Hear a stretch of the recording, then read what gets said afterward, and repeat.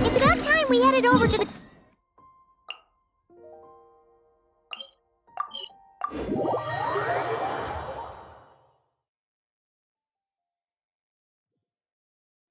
We have something super important to discuss. You remember, right?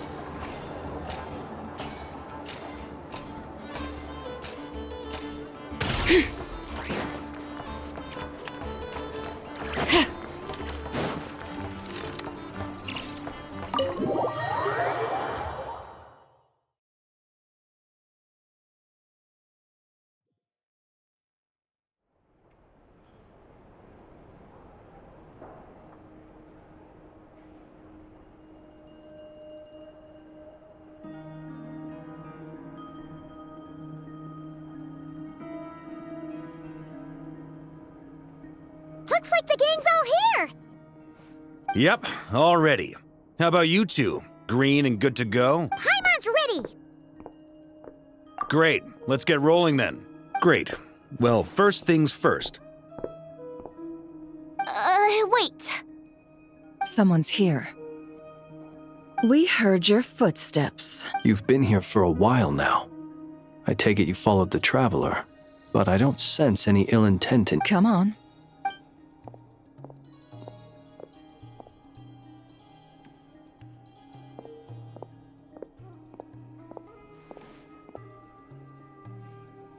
I figured it wouldn't take you long to notice me.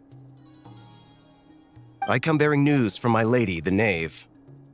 Dottore went through the motions of returning to Snezhnaya, but it was obviously a facade.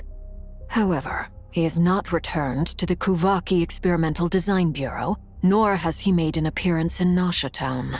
Well, in that case, he'll be in his lab way up north. I always wondered why he applied for his own private pad. He was planning this all along. Tell them that Sandrone and I will go on ahead. If they still intend to pursue this matter, they should meet us at the research center in the northern tip of Krai. Nice of Columbina's two best friends to think of us. We appreciate the heads up. Our sincere thanks to the Fatui for your aid. Lady Damselette may have left our organization, but at least some of her colleagues remain genuinely concerned for her well-being. Not to mention that the doctor's increasingly cryptic conduct gives us great cause for alarm. We have crossed swords many times before, but it's not personal. We're just on different sides. We don't lack humanity. And so, as fellow friends of Lady Damselette, it's only right that you should be in the know about this. Arlecchino's situational awareness has saved us a lot of trouble. I'll leave the map here with you. If you do decide to head to the research center, please proceed with caution. And remember, at least while you're in Krai, Lady Arlecchino's subordinates are your comrades if you want them to be. This is very accommodating of you. We can't thank you enough. Just doing my duty. I shall take my leave now. If you need us, you'll find us at the Experimental Design Bureau.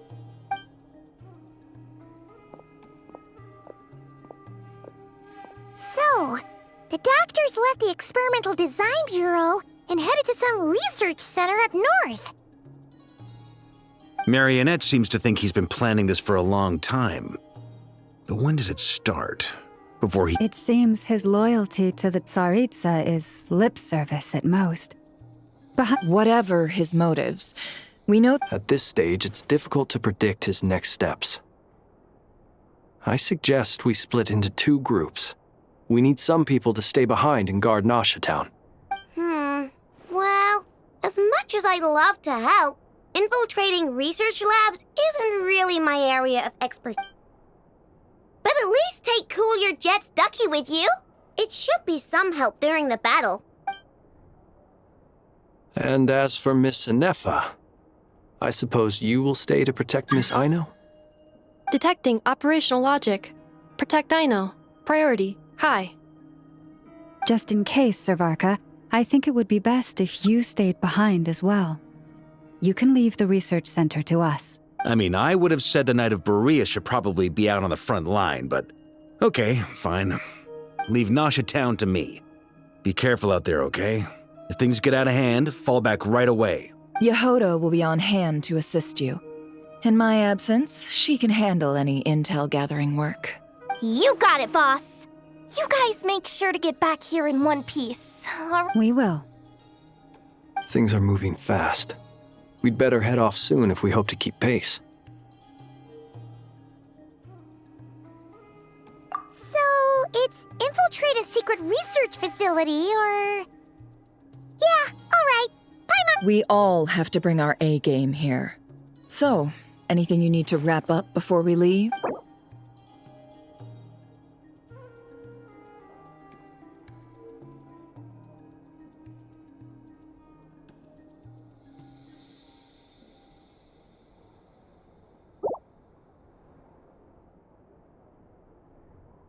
Then you'd better get going. Very well.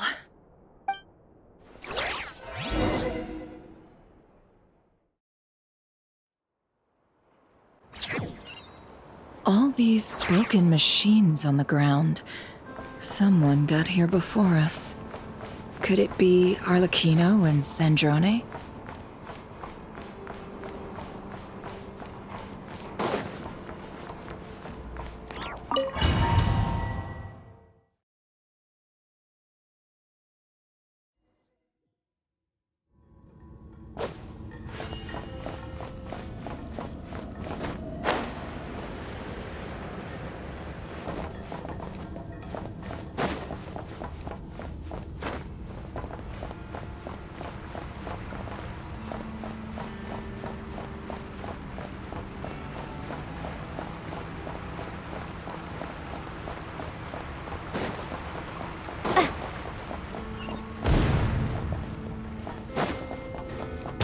That's quite a welcome party.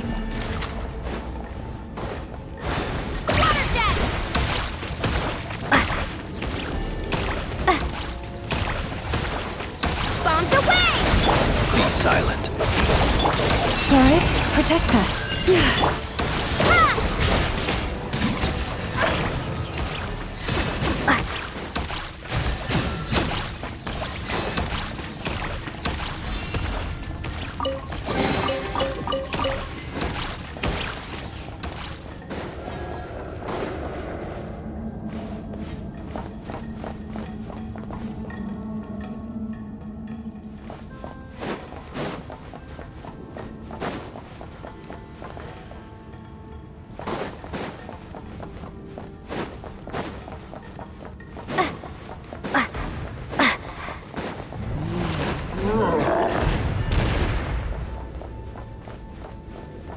Get back!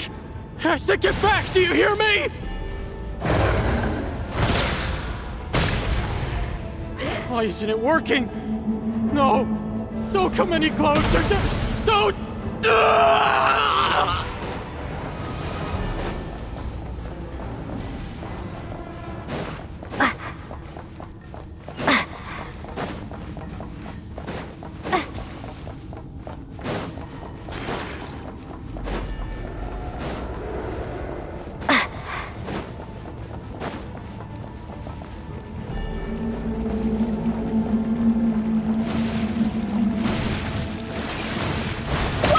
Close your eyes. The night cometh. Poor souls. May your spirits find peace. Grab that key on the ground. We'll probably need it at some point.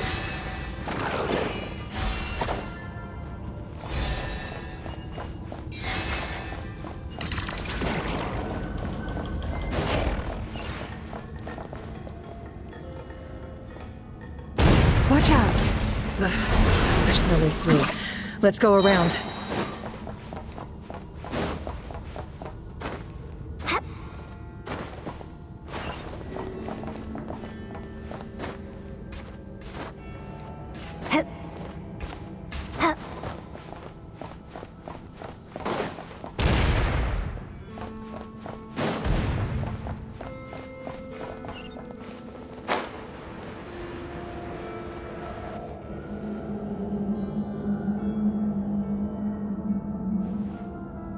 What the? Trespassers? Here? We're looking for the doctor, and we understand he might be here. I see you're fleeing the facility. You looking to settle a score with the doctor? Good luck with that. Perhaps. But you might have a chance to live. 2 other Harbingers had the same idea as you. They're already inside. But what good is it gonna do? The doctor wouldn't do something like this Seems to me that you're not too thrilled about being his subordinate. Also, is it just me, or do I sense monsters nearby? If you'd prefer their company to ours, that can easily be arranged. We need to know what the doctor is up to. Please, if you know anything at all, tell me. This is about more than us versus the doctor. His actions could have consequences for all of Nodkrai. And perhaps even your homeland, Snezhnaya.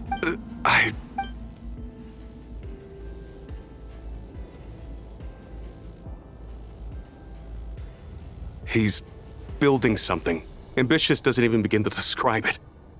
Feels like this could be the big one. God knows how long he's been planning it. A while back, he told us he'd be returning to Snezhnaya. We weren't expecting him back so soon. This time he brought some gemstones with him, or something. 2 of them.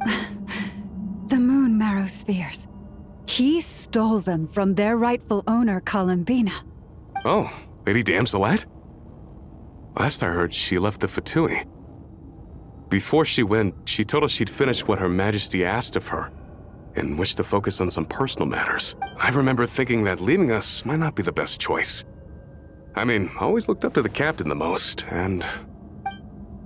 Back when this all started, the higher-ups dispatched 3 units to Nodkrai to execute their plan. They were led by the Doctor, Marionette, and the Damselet, respectively. I was a part of the Damselet's unit to begin with. She never really interacted with us much. In fact, she seemed sort of detached from everything. Not because she was distracted, just felt like she was indifferent to the world around her. Like she had no stake in anything that happened. She always seemed like she was staring off into the distance. Almost as if she didn't see anything worth living for in the present, so she had to look further afield. That's right. She always used to stare up at the sky. The Doctor used to stand nearby and watch her. Apparently, after she left, everyone in our unit merged with the Doctor's. He's similarly indifferent to the world, except when it comes to the moons. He seems to have big plans for them. Right now, obtaining the 3 moons is his #1 priority. He even said, if he can only get his hands on 2 of them, he'll create a 3rd one himself. How would he create an artificial moon marrow? Maybe the knowledge he gained from the Hyperborean phantoms has something to do with it. Thank you for cooperating. We appreciate the level of detail. I get the sense that you'd serve under Columbina again if you had the chance. Would that be— No, she's no longer a Harbinger. As a member of the Fatui, I'm only telling you all this because I don't completely trust the Doctor. His actions do not align with the goals that first brought us to Nodkrai. I understand. We'll do everything within our power to stop him. The Knaves unit is based at the Kuvaki Experimental Design Bureau. Maybe you can seek refuge with them. Well, now we know what's going on here. Artificial moon marrow. He's likely well on the way to completing it. Dottore's technological capabilities are I fear this could get ugly.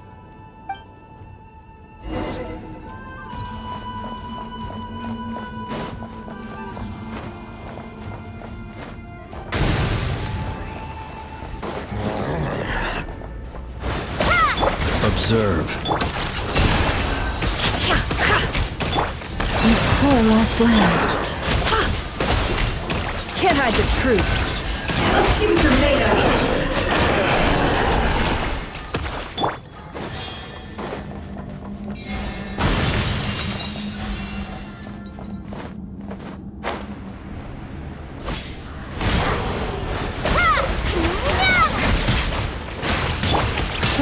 Protect us with one heart. Be silent. The deception ends here. It all adds up. Can't hide the truth. Beware the creatures of the night.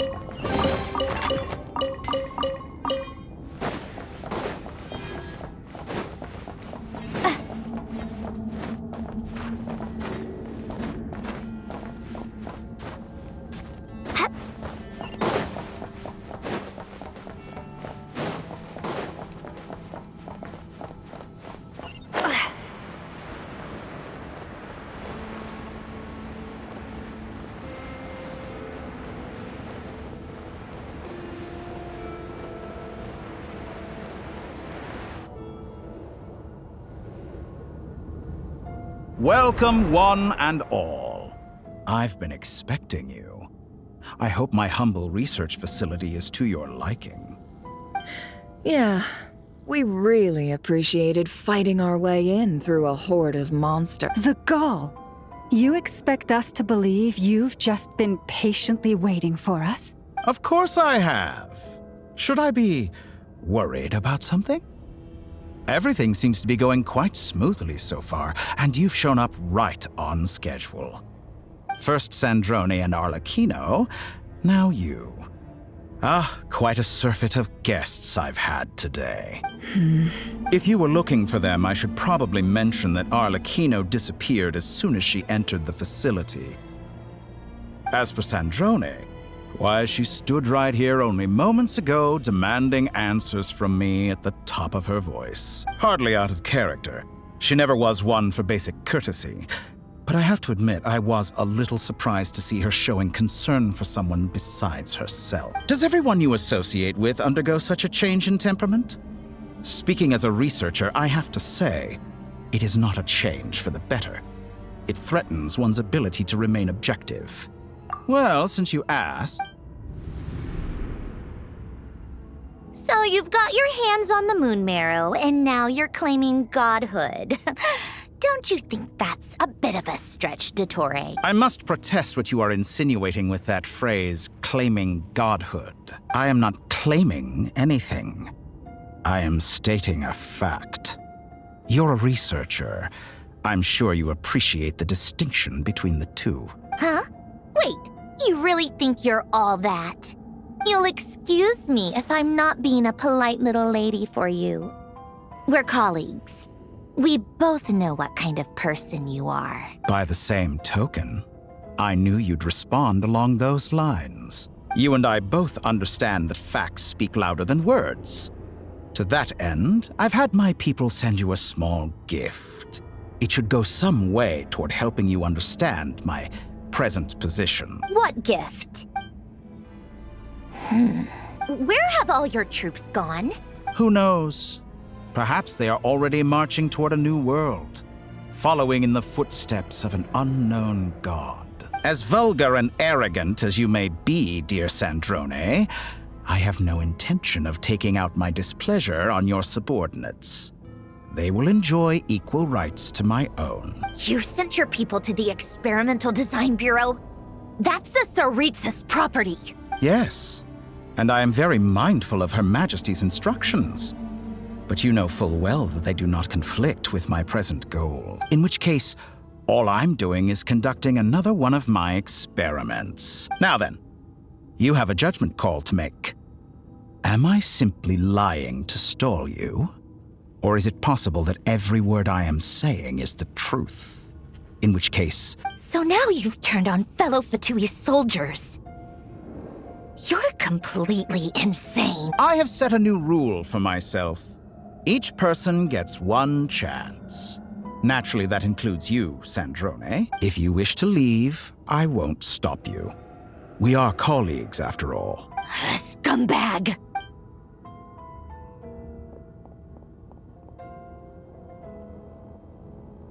Still, I hadn't counted on Sandrone sparing any thought for the people of this world. Shame. I always found her self-centeredness to be one of her few better qualities. How can she ever hope to achieve greatness when she's so obsessed with protecting her little design bureau? It's more than a little disingenuous to speak of achieving greatness while taking hostages. Or does honor no longer mean anything to you? Honor? I have the marrow of 2 moons in my possession and will soon complete the construction of a 3rd. I will be the god of a new world. And you speak to me of honor? Those are sacred relics. You do not deserve them. In my view, many in this world do not deserve to be alive. And yet, I mercifully... You'll come to regret your actions. Will I now? Let's see if you...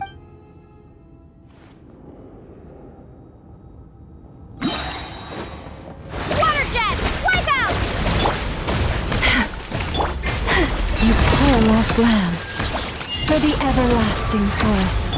No more lies. Seek within. It all adds up. The long sleep beckons. Observe. Close your eyes. Get lost! Leave this place. Can't hide the truth.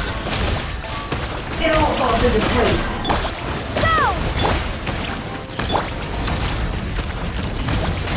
Target acquired. With one heart, we pray. Forest, protect us.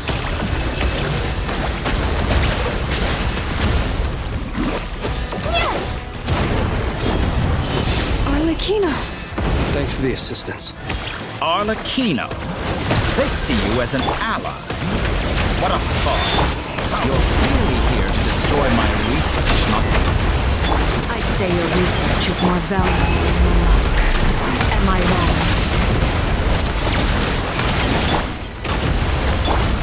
You poor lost lamb. Is this all it takes to tire? Water jet! Observe. For the everlasting forest. It all adds up. Time to come clean. Shatter like a reflection. Your actions betray your fear of Water me. jet! Be silent.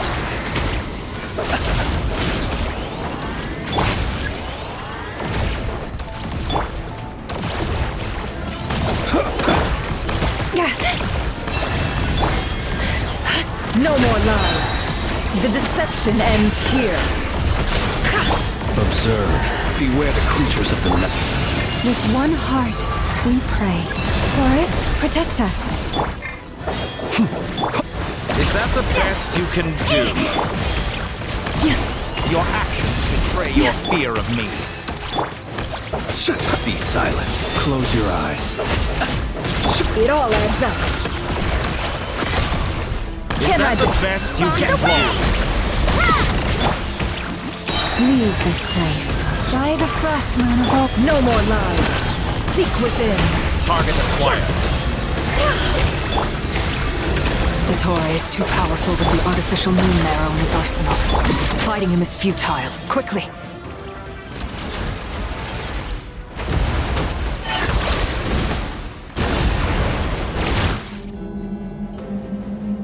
Let's go.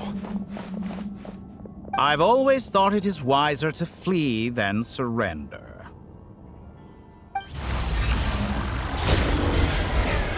Watch out! What the? Forget about me! You should... Where's the traveler?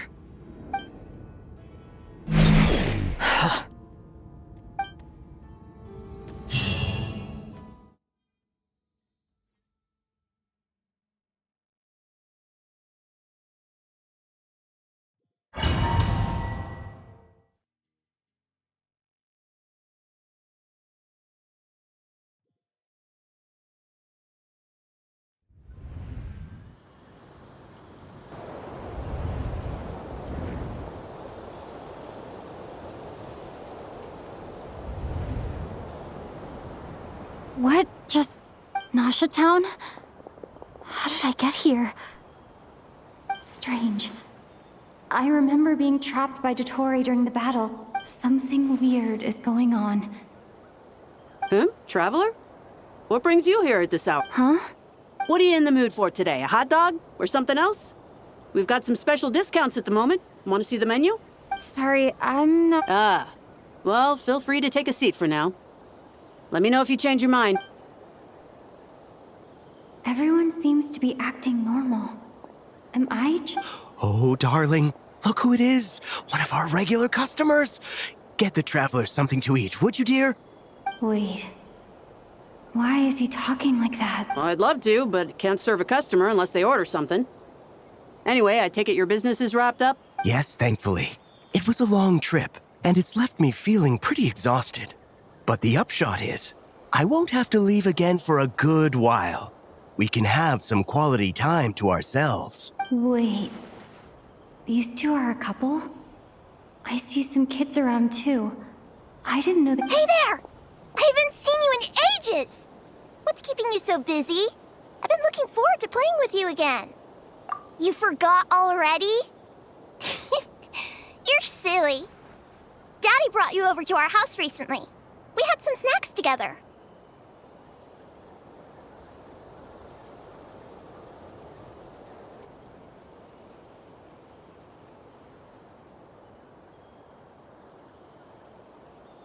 What is she talking about? We've had a lot of customers over the last few days, so we've been real busy. And like my mom always says, some people are more than just customers. They're friends. Oh, another customer's arrived. I better go see what they want. This is all wrong. I never once heard the owner of this restaurant talk about their family. It certainly isn't a family-run business. And that child, could this be a false memory? Very good. I knew you had it in you. Aren't you going to try the house special? When did he show up? No, none of this is real. You don't seem to like it here. That's fine. We can change venues.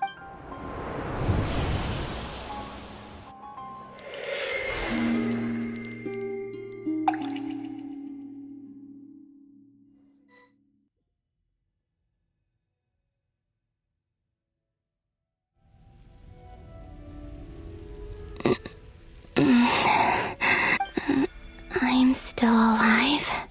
Where is this place? It took all my strength to open the moon gate, and then I leapt into it. So this is the moon's reflection? The mysterious realm beyond the gate?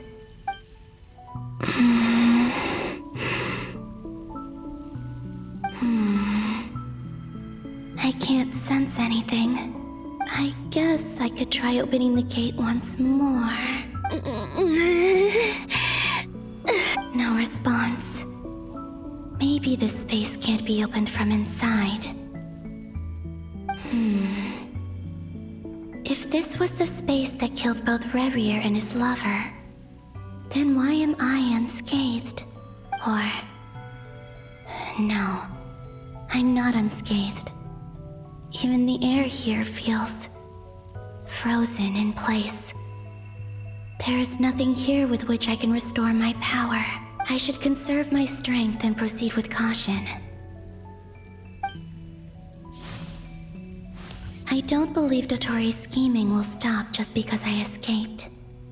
If there is any chance that I can get back to the others, any chance at all, I must return.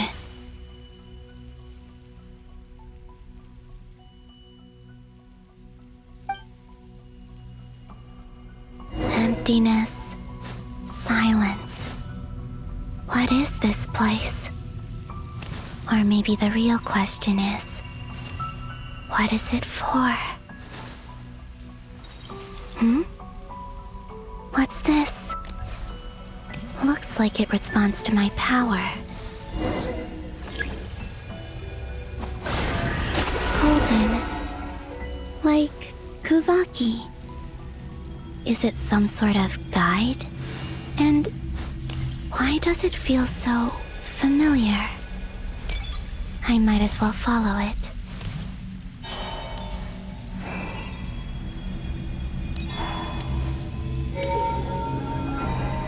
Where does this lead? Could it be the exit?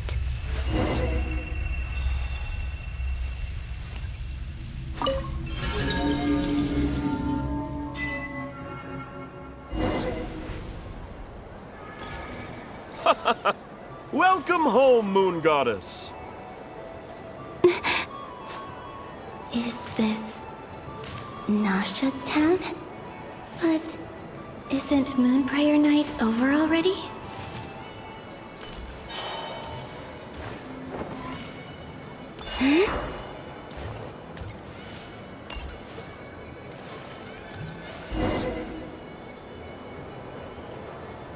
Goodbye for now, Columbina. I hope you have a wonderful night. I will. Lama, everyone else, and me? Are these my memories?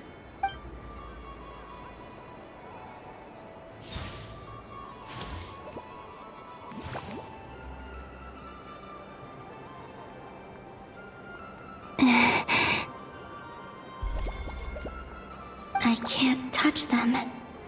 It's as if we're separated by some impenetrable power. Over here! Over here!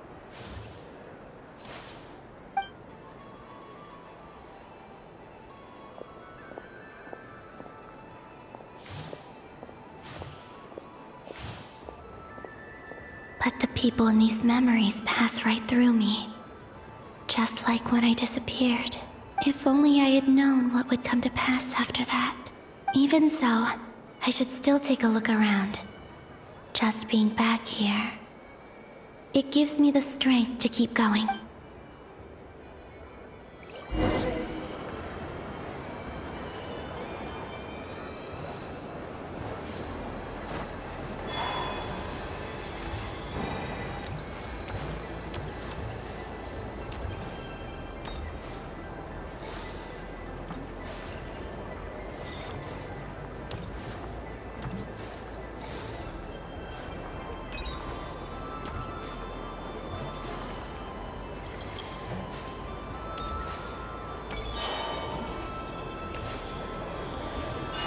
Welcome home, Moon Goddess. Oh, you're the genuine article. Alice was right. This moon prayer night was worth watching after all. Oh, yes. That was the fortune-telling stall run by Barbalov from the Hexen Circle.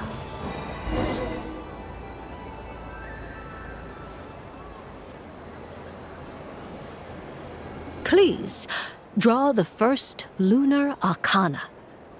Ah, this represents destiny, and is... My destiny. Now that I think about it, Barbalov's divination was absolutely right. It's almost time to draw the last card.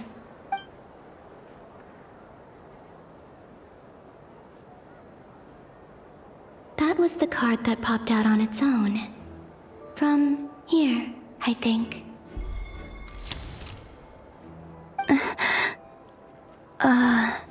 Kuvaki Pulse? What? Fascinating. I've never encountered this... What's going on? Did that card leave the deck? Because of my influence? All I did was try to touch it, and then... Maybe this memory space is not untouchable after all. Are there weak points in the barrier? Or... is it possible that there's more to this space than my memories alone? This card is death. I need to get to the bottom of this. I'll try touching... Is this... the wind? No, it's gravity. It's pulling me outwards. No, Traveler!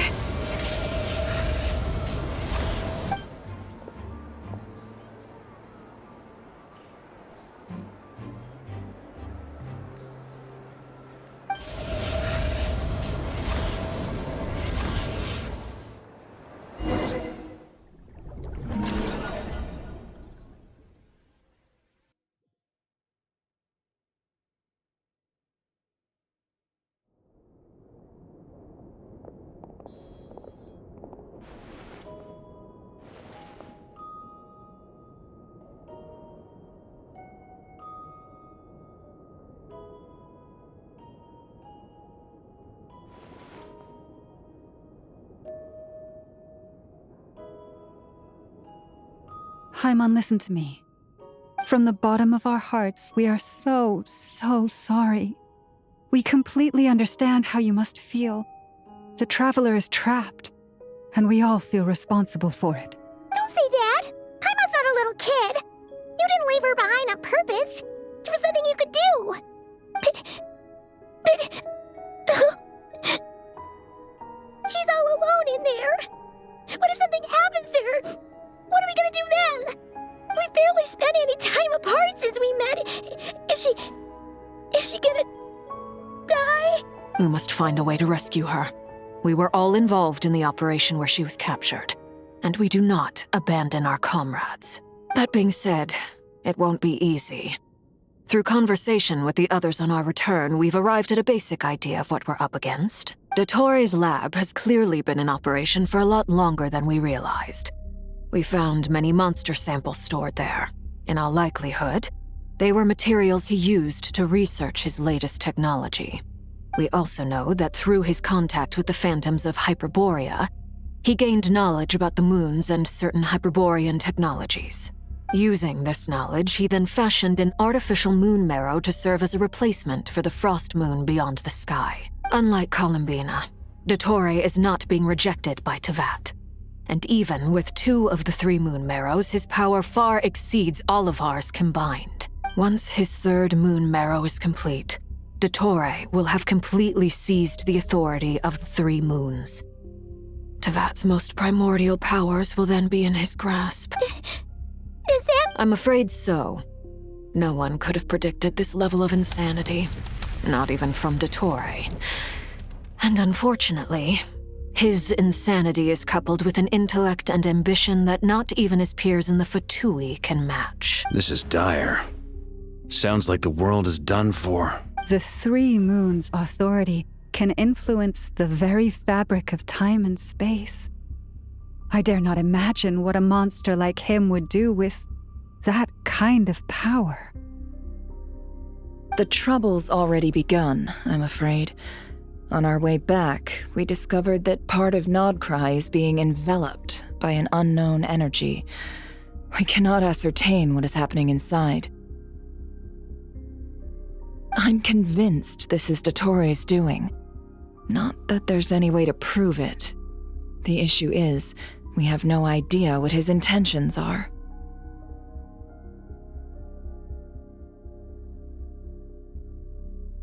The only thing more frustrating than facing down evil is knowing that it will surely come. But not.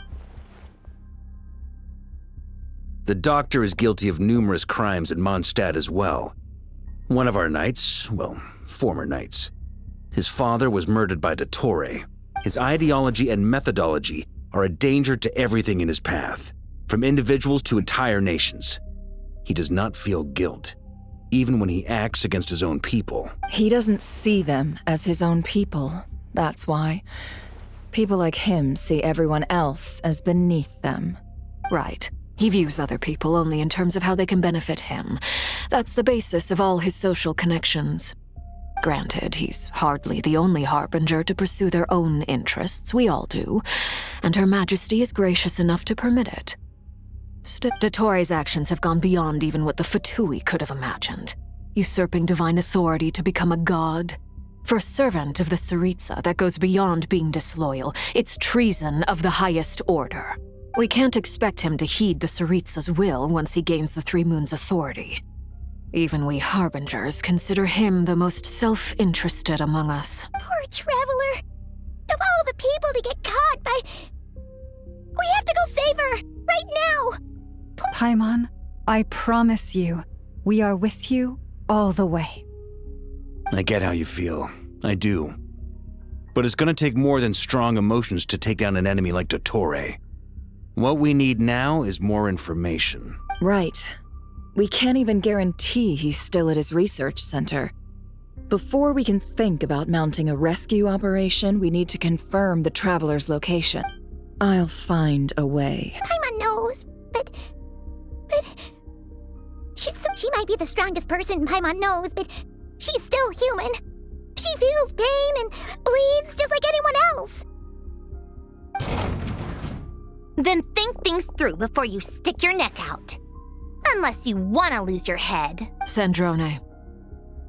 Miss Sandrone, you're okay? Put the stuff over there, and be gentle with it. Am I okay? As you can see, I've had to move my whole livelihood out of the Experimental Design Bureau. It's been swallowed up by Dottore's energy field. If I'd left it any longer, I probably would have gotten stuck there. Ugh. Dottore always goes a little loco when he finds a shiny new toy. Not that he'd ever admit that. But this time, he's gone full psycho. go ahead and cry already. Sorry. Paimon's not trying to make a scene. It's just... Oh, Paimon. Let it all out. There's no shame in it. When you're overwhelmed by fear and despair, crying can help get it out of your system. You'll feel better for it. Okay then, while the baby of the group is having a moment, how about the grown-ups get to work? Give me your hand. You've made a discovery? Polonia, scan.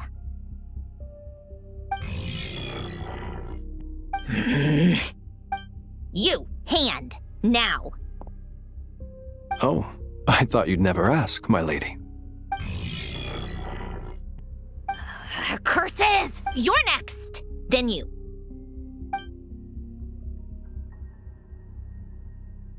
Dottore, you son of a... He's done something to us! Everyone who entered his research center has been implanted with some sort of curse. I don't feel anything unusual at the moment. Does that mean it hasn't activated yet? Is there a way to figure out its purpose and what might trigger it? My best guess is Dottore created it using the moon goddess's powers. 1 second, analyzing. Ugh! That friggin' maniac! So, what twisted game is he playing this time? The moment I analyzed the energy composition, some encrypted text appeared in my mind's eye. And when I deciphered it according to the Fatui standard encryption protocol, I got the following message. Feel free to run, or you will perish in Nod Krai. He's mocking us. Yep, he loves to toy with people. Only in this case, there might be more to it. But I didn't detect any murderous intent or malice either in the message or the curse's energy. As if this is him at his least malicious. Or perhaps all people are cowards in his eyes. Maybe he thinks the threat alone will be effective. What a despicable person. If I may, as unhinged as Dottore may be, he has always exercised great patience with the objects of his interest. I remember a comment he made when we first arrived in Nod Krai. He said, "This world is, on the whole, an exceedingly dull place. But at least there are a few intriguing features, such as the gods, or the traveler. Presumably, they interest him because they're unknown quantities. He wants to understand as much as he can about them." Agreed. The Traveler is Tevat's 4th descender. All Harbingers are aware of this. Since Dottore took such pains to capture the Traveler, he is unlikely to kill her right away. Okay. But we still have to do that rescue operation. Of course. I also think we need to read between the lines with Dottore's message. If he's encouraging us to run, that means we mustn't leave Nod Krai under any circumstance. My guess is his curse will only trigger if we leave.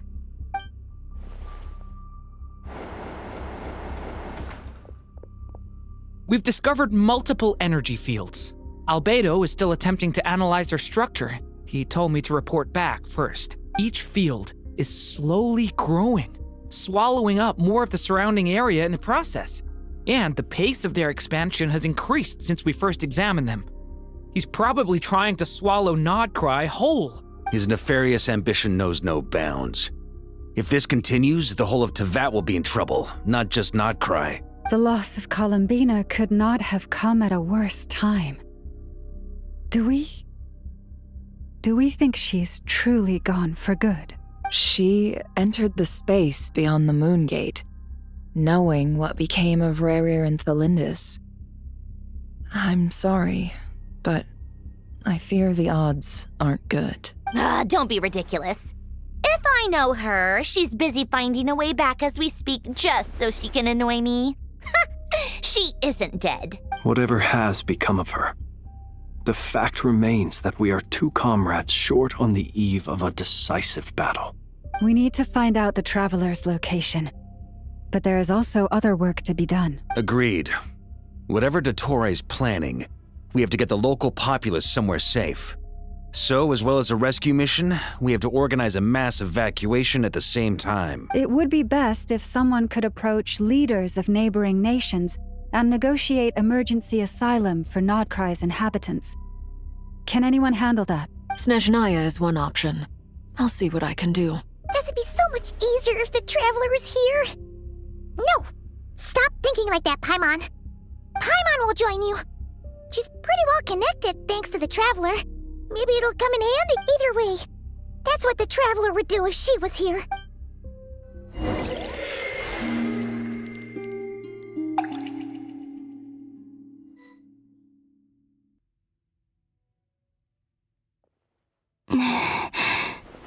Back here again. That gravitational force that pulled me back. Is this where it came from? When I saw that memory of Moon Prayer Night, I think I influenced reality. Was it? If only I could have sent the others some kind of warning on Moon Prayer Night. Maybe we could have stopped Dottore. I feel so heavy. Does entering that space... Well, even so, back to emptiness and silence again. I should try it.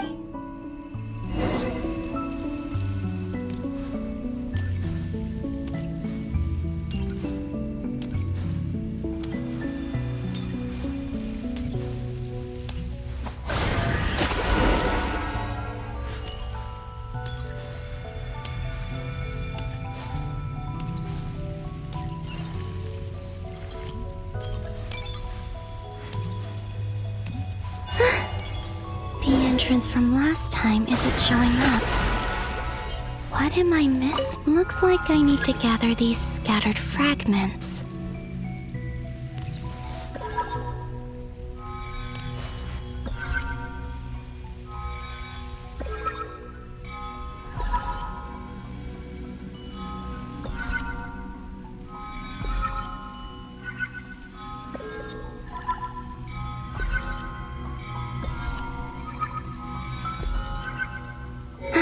It worked!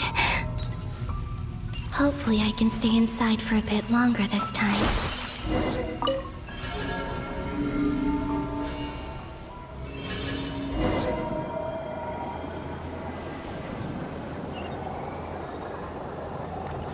Ad Astra Abyssosque. Welcome to the Adventurers Guild.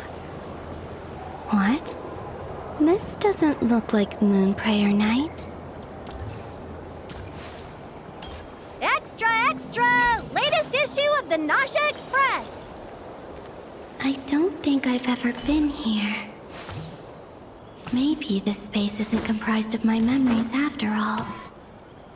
There aren't any festive decorations around. Is this Nasha Town after Moon Prayer Night ended? Did Dottore's plan not affect the town? Or is no one aware of what happened because he used the Three Moons' authority? Let me see if I can influence anyone else. So, what do we do next? Wait, that voice. Paimon? The most important thing right now is to find that mage. Lauma, the Traveler, and Mr. Varga are here too. I'd better go pay the Fatui a visit. Traveler!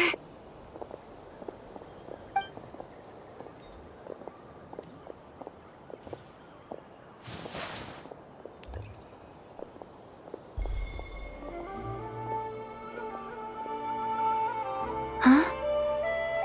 Columbina? I made contact. It's me, Columbina. Huh? Traveler?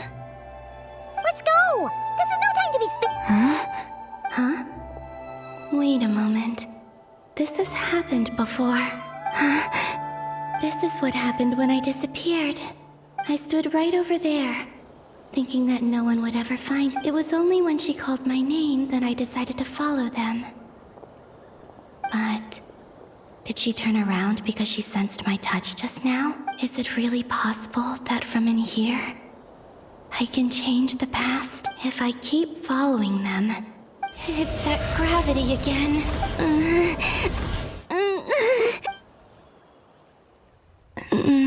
Every time I influence reality within that space, This force intervenes, and it's as if it's trying to stop me from... I'm getting weaker. I'll just have to try another. Come on, Columbina.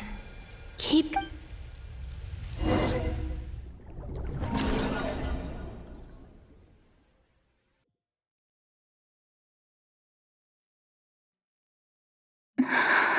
Suddenly, it feels strange. As if something has... Look at you, standing so still in total silence. I almost didn't recognize you. Hello there, traveler. He seems to be in a good mood. Ah, so you noticed. This is the completed trilune. 2 primordial moon marrows and 1 artificial specimen.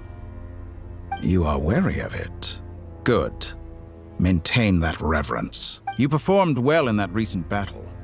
Brave and reckless as always. Courage is the sign of a true hero. And impulsiveness is the hallmark of those who strive to advance. I say this not to belittle you. Most creatures are far more timid by comparison. 3 moon marrows. Does that mean... Well spotted. What do you think? For a replica I built myself, I dare say it looks the part. Dottore, are you planting illusions in my mind? I have no interest in fooling your eyes. On the contrary, I hope to show you the true essence of all that you see before you. Is this not a beautiful city? People live in peace and find joy in their work. The streets are safe. People can even leave their doors unlocked at night. You might say it is the Elysium everyone dreams of. All available data indicates your values and worldview conform with the mainstream. This kind of society should be quite to your taste. False beauty is deceitful. Lies are to no one's taste. I wonder, is it your moral standards that are too high? Or your expectations of reality? Answer me this. If someone existed in a sweet dream from the moment they were born, a dream in which they never once felt pain, which do you think they would consider superior? That's pure sophistry. It has nothing to do with your actions. As I suspected.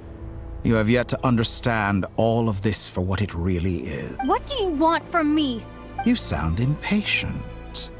Do you think the only reason I'm keeping you is because I want something from you? If it's not, then why haven't you killed me yet? No one can stop you if you're as powerful as a god. I'm delighted you recognize that fact. I believe we last squared off in Sumeru. Ah, the memories. How time flies. You and I have both grown. I'm not surprised that Arlecchino and Sandrone worked with you. You've always a way of slowly but surely ingratiating yourself with all levels of society. People laud you as a hero, but I suspect there's more to it than that. Oh, but to be clear, I don't say that to flatter you. Do you always give your opponent an appraisal before you deal the final blow? Call it a long-time habit. I'm a researcher, and one of my duties is to give an objective assessment of my subjects. But you misunderstand. We are not opponents. Not at this moment. I just want to talk. Think back to Tartaglia, Arlecchino, Capitano, Columbina, and now even Sandrone.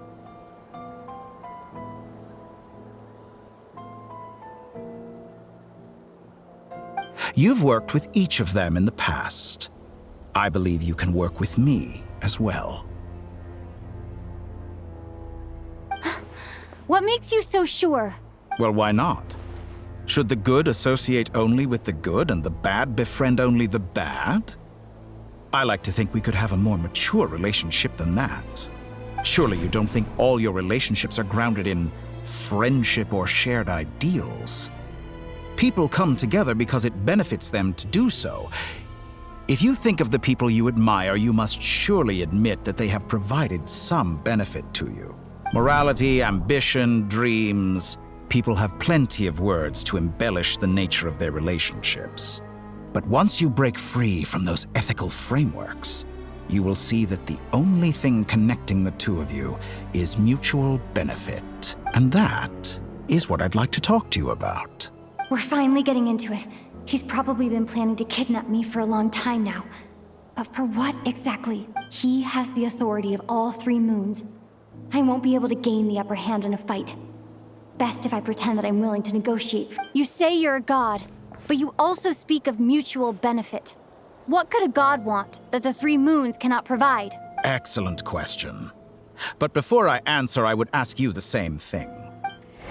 Gaining Columbina's allegiance was a rare and extraordinary feat. But the Moon Marrows are now in my hands, and I have the edge over her. For this artificial moon is not being rejected by Tevat. Her identity and lineage may have been a thing of glory in the old world, but they were also shackles that prevented her from ever integrating into Tevat. I, on the other hand, you may view me as a thief, but I have overcome that limitation. So what is it that the 3 moons cannot grant you? What stops you from negotiating with me to get what you want? I don't make deals with lying psychopaths. That's quite an accusation. Are you expecting me to get angry with you? Well, this is one aspect in which my personal growth has served me well.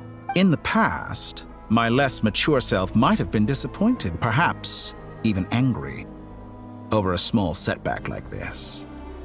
Like when you and Lesser Lord Kusanali joined forces to oppose me, for example. But things are different now.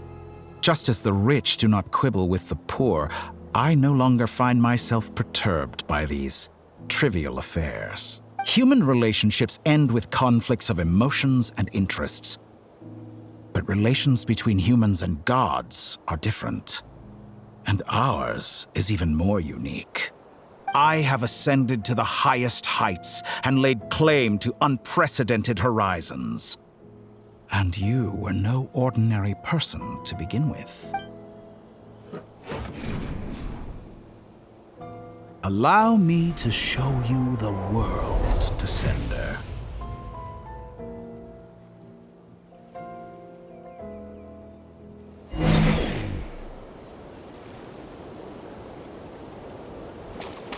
To stand, walk, jump, sit, and lie down. These are the most common of behaviors. Have you ever wondered why we were born following such laws? Who stipulated that we could not fly instead of walk?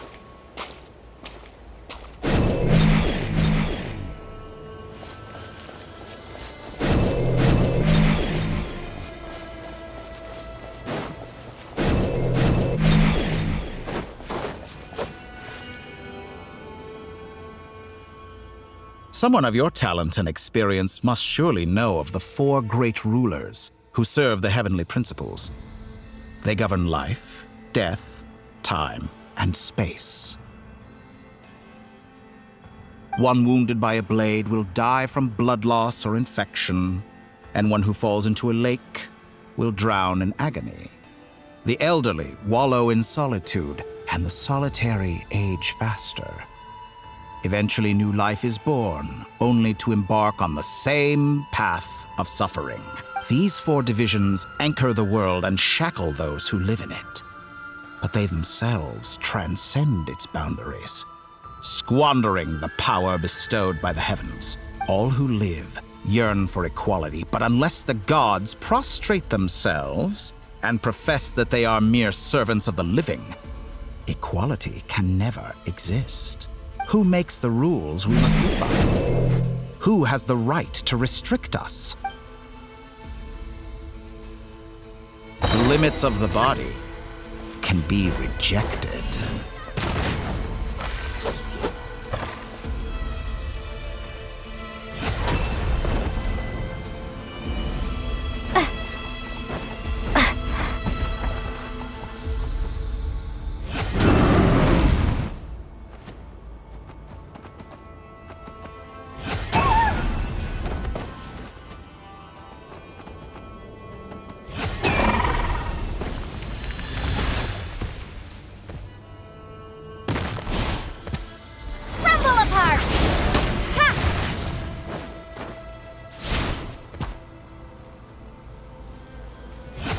does it feel to be among those with absolute power?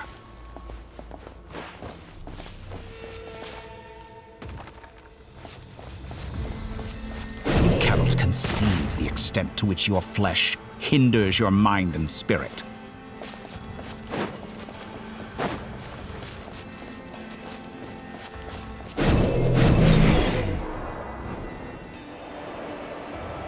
Only by discarding our useless, primitive eyes can we perceive a new world. How narrow-minded we all were in the past. Why should the final answer of the world not be the power that predates those of life, death, time, and space? The power of the Trilune. Through it, I have glimpsed new experimental possibilities. Nature suppressed, authority exiled, souls controlled.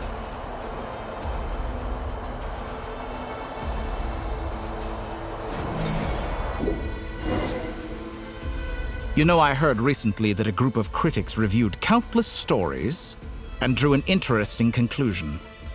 They found that it is more often than not the villains who strive tirelessly to push the boundaries of progress. In fact, long before this, someone voiced a similar idea in an academia editorial. I felt a great affinity with this perspective. I have never been afraid to step up and play the role of the villain. Fanatics are trampled down for their transgressions, and those who transcend are rebuked for their audacity.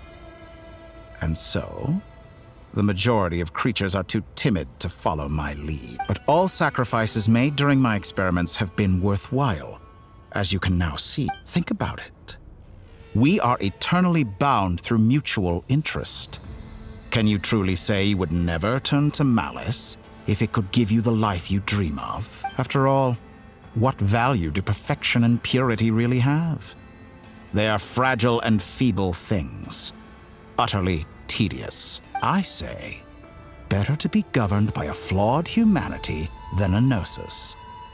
The true seeker of knowledge is the villain who undergoes countless tribulations in pursuit of their goal.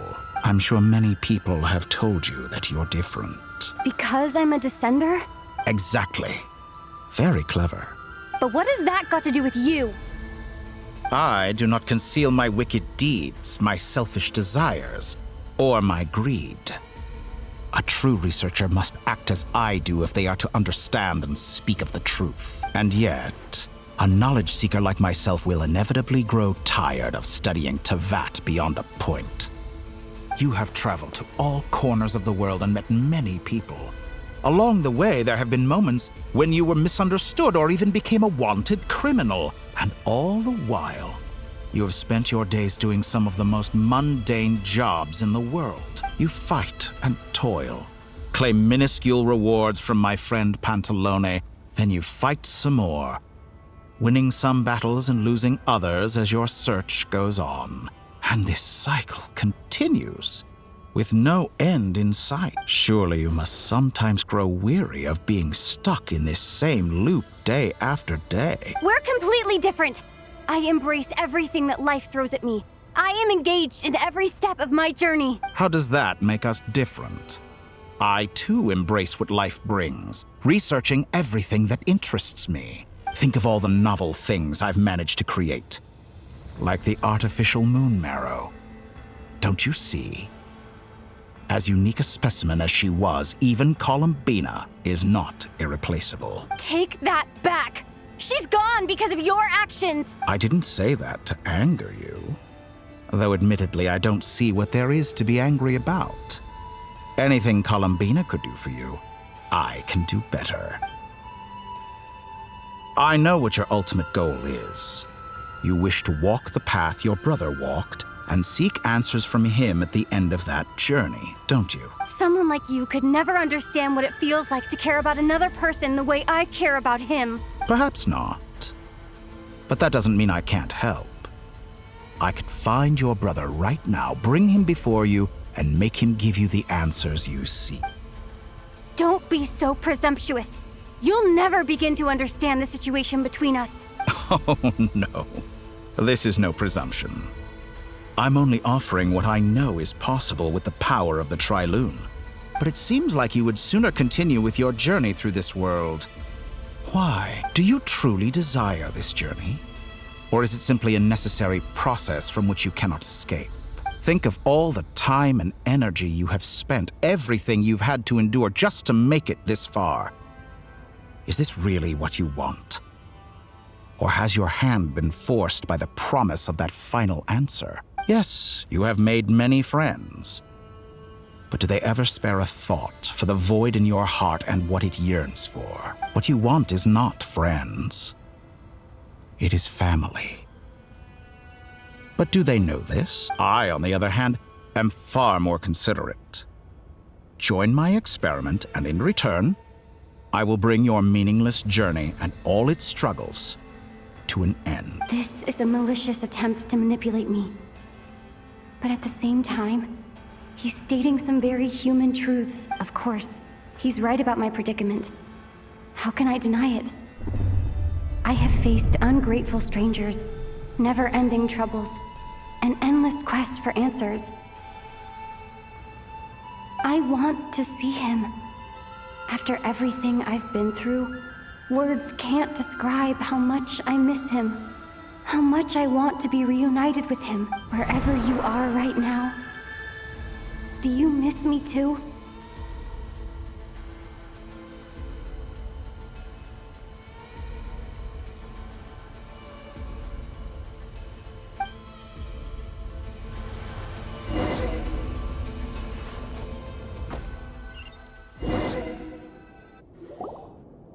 All right, everyone. Our next mission is clear. We need to contact all the major organizations, explain the situation. The residents of Krai are quite dispersed. The two most populated areas are Miss Lauma. I will leave Hisi Island and Nasha Town in your hands. Agreed. We will reach out to Natlan and Snezhnaya. Anyone found north, as for those dwelling south of that line, I will ask the Voynich Guild to help persuade them to leave. Then I, Mr. Varka, and the Frost... The Voynich Guild has dealings with the Curatorium of Secrets. I will send them a letter vouching for your Yehoda, you should help Lauma. This is too big of a task for one. My wish has come true. You're willingly lending me your most capable... Well, good for you, if all this only takes a day. Of course... Boss, wait! Don't I get a say in this? Oh, I'm sorry. Something to add, Yehoda? Well, no one's more important to me than you, boss. And remember how Lauma healed your eyes after that big battle? I think that's worth at least 2 or 3 days' work for the Frostmoon Scions. Are you completely incapable of acting in your own self-interest? Or do you simply devalue your own labor? Are you sure you... Who will see to our other work if we're all busy evacuating residents? Sandrone insists that Columbina is still alive, and we have a traveler to rescue. There's much to be done. But boss, I'm just worried that... Well, Nefer, I'll link up with you once my tasks are complete. What makes you think I'd need you to do that? I'll need it. And considering the way you approach certain matters, I think you'll be better off with me present. That's quite enough. Just focus on your work first. I bet we're in for an uphill battle here. But we can help out too. Inefa and I are gonna help Nasha Town's residents carry their stuff. Loading schedule. Store essential local research data and technology samples, then escort the people to Natlan. Understood. I will execute this to the best of my ability. Great stuff. Thank you, ladies. I've contacted the Lightkeepers. A colleague of mine will join us shortly. I will persuade them to conduct a thorough search of the region to ensure that no... As for me, I guess I'll be making an early return to Sumeru. I think it's important that someone informs the Dendro Archon of what's going on in Krai. Roger that. Someone should inform Mondstadt, too. Mr. Duran, can I trust you to handle that? I think you fly faster than any of us can run. As an added incentive, get there fast enough and I'll see about getting your gliding exam waived. Really? Ha! Mission accepted, sir. I intend to stay behind and help Miss Sandrone with her research. She has some alchemy-related questions that she'd like me to explore.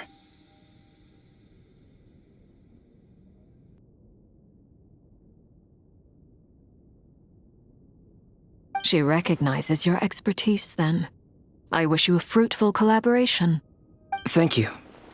In truth, I was surprised to hear her express an interest in subject matter outside of machines. I believe she has been investigating some Fontanian technology recently. She made a point of bringing the relevant materials with her when she left the Experimental Design Bureau. She's sorting through everything in her room as we speak. I should mention that we have one other friend who isn't present. He hasn't made his position in all of this clear. But if we know anything about him, he's likely investigating on his own. Paimon's been very quiet today. But I know how close she and the Traveler are with the Natlanese. She should come with us to the border. Okay. Paimon! Make sure to heed Sandrone's warning. Many of us have been cursed by Dottore.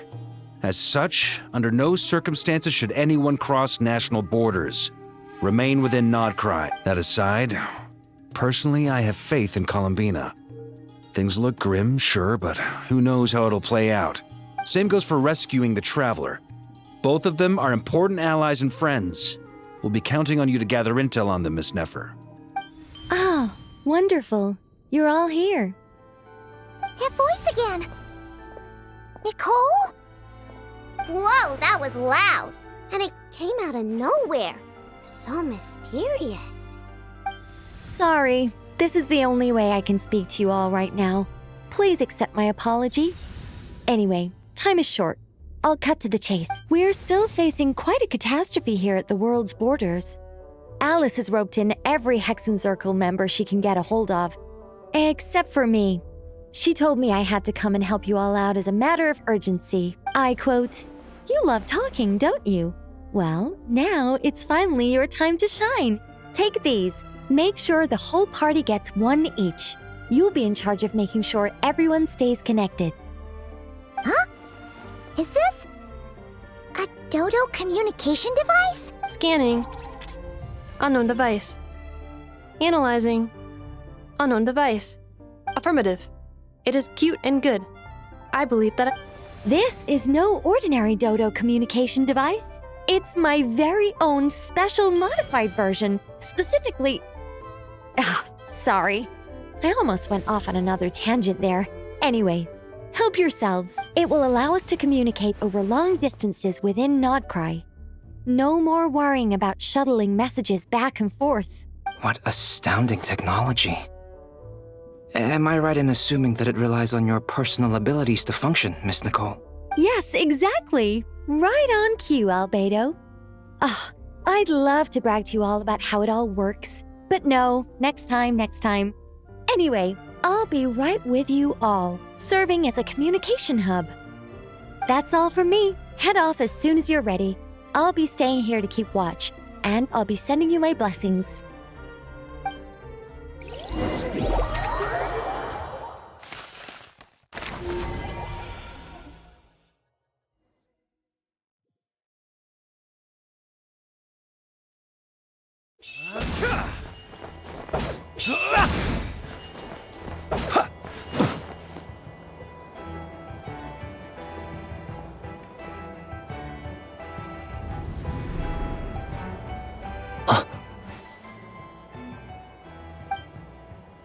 Sir Flint. Perfect timing. I just arrived myself. You are most considerate, Master Ilua. But in fact, I know you have been sitting here for quite some time. If you saw me, why didn't you say something? I was curious to see how long you could sit still for. Also, shouldn't you have managed to sense me approaching? That would be a first. You always seem to appear out of thin air without making a peep. Also, how many times do I have to tell you not to address me as master? I don't qualify. I beg to differ. Why should a young man so well versed in social graces as yourself not be worthy of that title? Please, Lord Flint's... Sir Flint's. I'm begging you, don't flatter me into complacency like you do with everyone else. You understand me better than most. My newest acquaintances tell me I love complimenting others.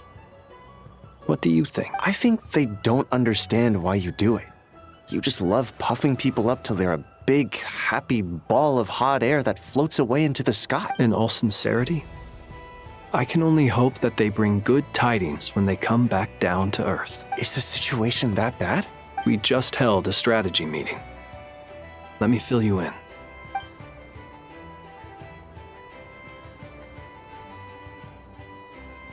In short, we need everyone gone from Pyramida.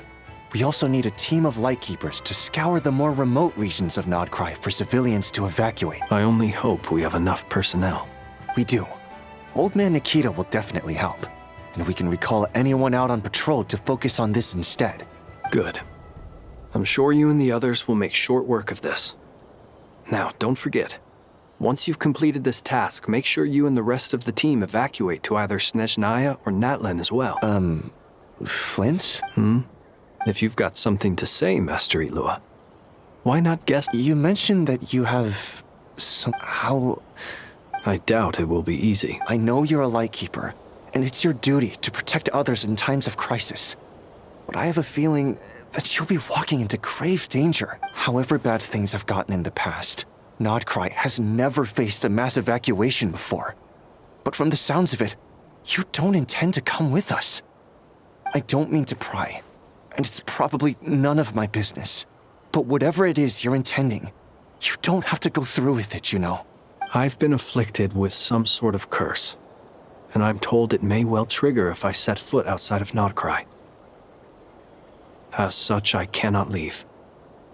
I have to act, if for no other reason than to fight this curse. What? No. Why? Why would anyone want to curse you? There are plenty of people out there willing to trample over others in pursuit of their own goals. Frankly, Sir Flint, I am furious. You're making light of what is an incredibly serious situation. Indeed. And what? I told you, I'm furious about... Nothing I can do about it, I'm afraid. Things happen, and we just have to deal with them. If you find yourself feeling angry, perhaps start by drinking a big glass of water. Hey, you mean you're completely unmoved by my anger? I'm devastated. Then allow me to express my sincerest regret. Come by the lighthouse sometime. We'll catch ourselves a few fish, have a little barbecue, play some cards, and bask in the sun. Maybe I need to spell this out. Lean in a little, Flint. Oh, my. Word is that you were caught up in a real horror show recently. People were amazed that you returned safe and sound. They've been debating whether you're even human. I've returned safe and sound from plenty of crises. When you say people, do you mean other people? Fine. I'll be frank. You're not human, are you? Heavens. Now that's a horrifying thought. You know what? Forget it. We'll revisit this once it's all over. A sound plan. Albeit a little ominous sounding. Just promise me you'll come back in one piece. For you, Master Ilua. Also, please pass my regards on to our colleagues. Tell them, thank you all for your assistance. Please put safety first as you proceed with the operation.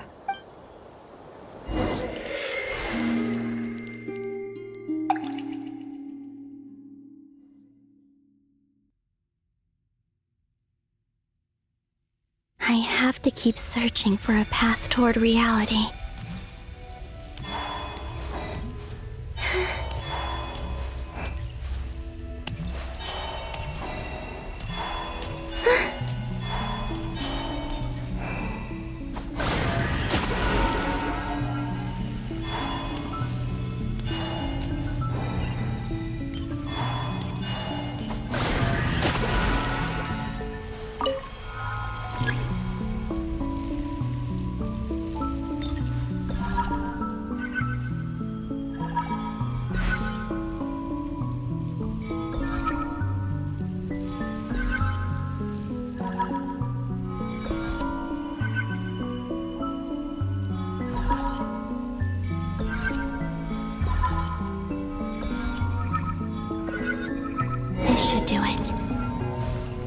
last 2 times I tried to influence reality in this space, it consumed a lot of Kuvaki. I'll try and be more careful this time. I need to leave key clues behind using less power. I hope everyone still remembers what I said on Moon Prayer Night.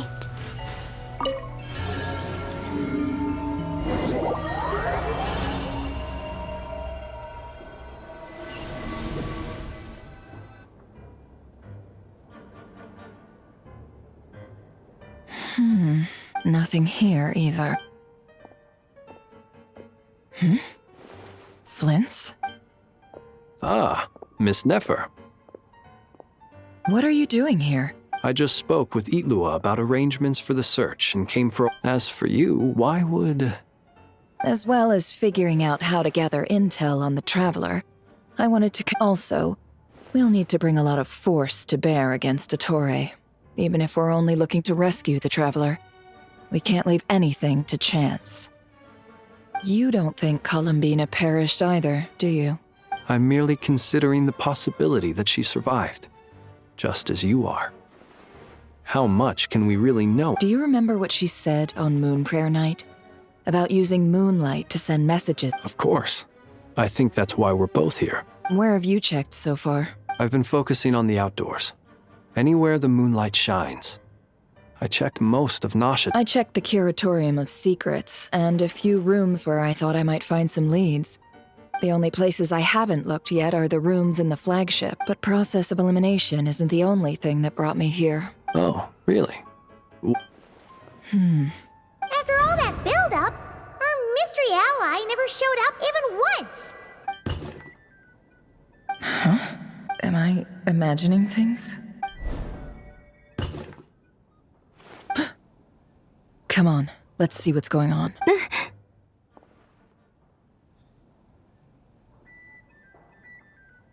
Oh no. I knocked over a vase as soon as I came in. It must have been caused by a Kuvaki fluctuation when I entered the space, although... It seems like I'm not about to be pulled away this time. It looks like as long as I'm careful with my actions, it doesn't count as influencing reality. Anyway, is this the flagship? The Traveler mentioned that's where she was staying. I only went into the lobby last time, so I've never actually been here before. How does this space work, if nothing else? I can now be sure that it is not simply memory. She mentioned where her room was. I think it's... this one.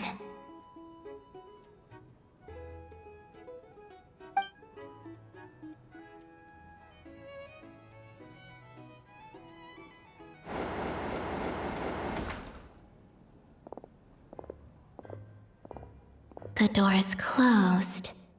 But if this is anything like when I disappeared, then maybe...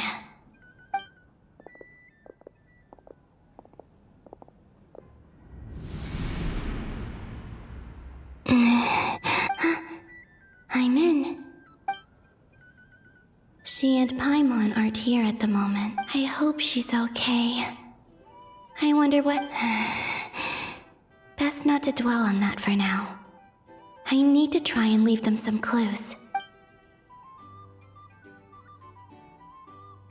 Please, Traveler. I really hope you find this.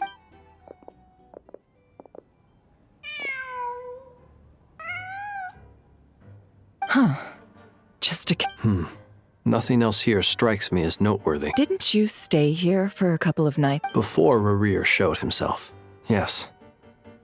It's all... Did you notice anything unusual during your stay? I remember thinking how much noisier the flagship is at night compared to the graveyard. Other than that, the Traveler and Paimon were most congenial neighbors. This is where they've been staying, yes? Over here? That's right. I wouldn't usually condone breaking and entering, but we can make it up to them. Focus now. I have to write a message on the wall using Kuvaki, just like I said on Moon Prayer Night. Simply open your windows on nights when the moon shines bright, and the moonlight will naturally flow towards the words I have written. Here goes. I'll need to carefully control.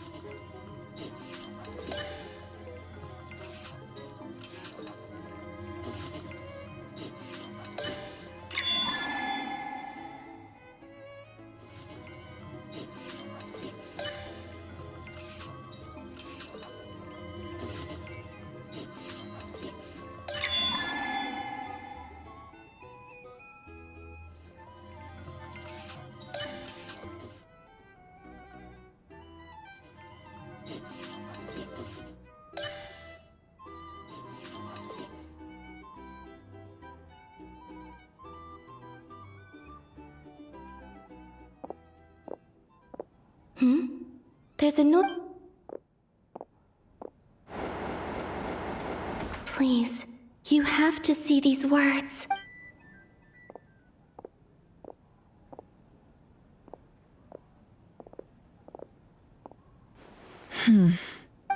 Well, do you sense anything? Unfortunately, no.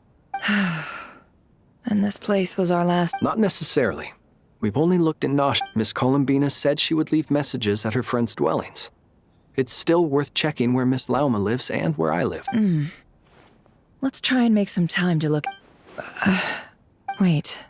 Paimon. What's that look for? This is a victory feast. It's normal to eat a little more than... The Traveler in Paimon. It's really you, but... Why are they talking about a Huh. You worried Paimon sick while you were out there fighting Rare Ear. So this is your chance to make it up to her. Wait. So this is the night... How did I end up here? Wait, that's it. Every time I've entered reality within this space, it's been at an earlier point in time. Every one of those points has been before I fell into the moon's reflection. And everything I've done to affect reality really did happen in the past. Does this mean that, within the moon's reflection, time flows backwards? Not long till Moon Prayer Night now. It's gonna be even livelier, although... It's gonna be sad saying goodbye to the damselette. She seems like a really nice person. Paimon. No, I can't. Even if I make contact, and in any case, I'll likely get pulled away again if I do. Instead, I have to find a way to get them to know. Wait, even I hadn't thought of doing that before Moon Prayer Night.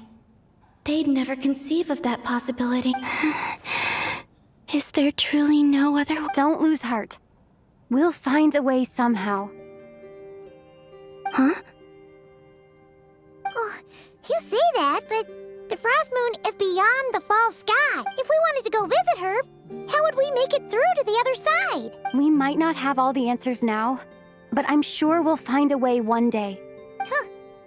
Guess someone's gotta be the optimist. The present. The future. That's right. There are still things. What's your plan? Flynn's, when you were staying next door, did you ever open the window? No. The rooms here are dark and damp, and there's such a buildup of dust on the windows that the moonlight can't even get in. The moonlight? I think I see where you're going. One moment. I'll see if the owner is... Don't bother. Time is of the essence.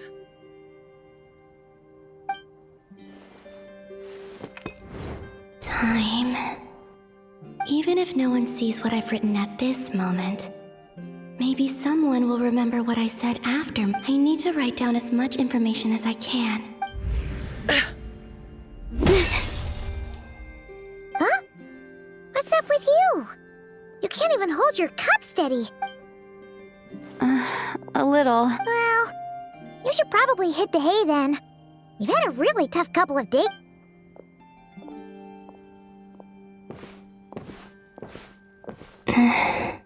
You truly have. You helped defeat Rerir, helped me reclaim my name, and you helped the others organize Moon Prayer Night. Wherever you are right now, I'm sure you're still fighting against the injustices of fate. This is all I can leave for them. How I wish I could stay, but I hope to see you again in the next, and if the opportunity presents itself. I will surely return to your side.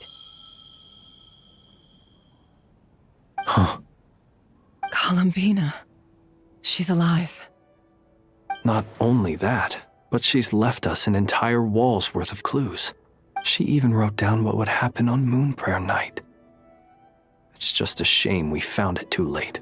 I am here. Time in this place flows backward. I am constantly moving forward. It sounds like she's found a way to influence the past using Kuvaki, but her future is our past. So, these words have been here ever since we defeated the Reikir of Solnari. We just never discovered which came first, the chicken or the egg. Only when I'm in a good mood and at leisure. Well, I never do. Everything that has happened already belongs to the realm of fact. As a business person, and especially an intel broker, what I do is extrapolate from those facts to try and read the future. An admirable philosophy. It's a means of survival. Let's go. We have a wall's worth of clues to share with the others.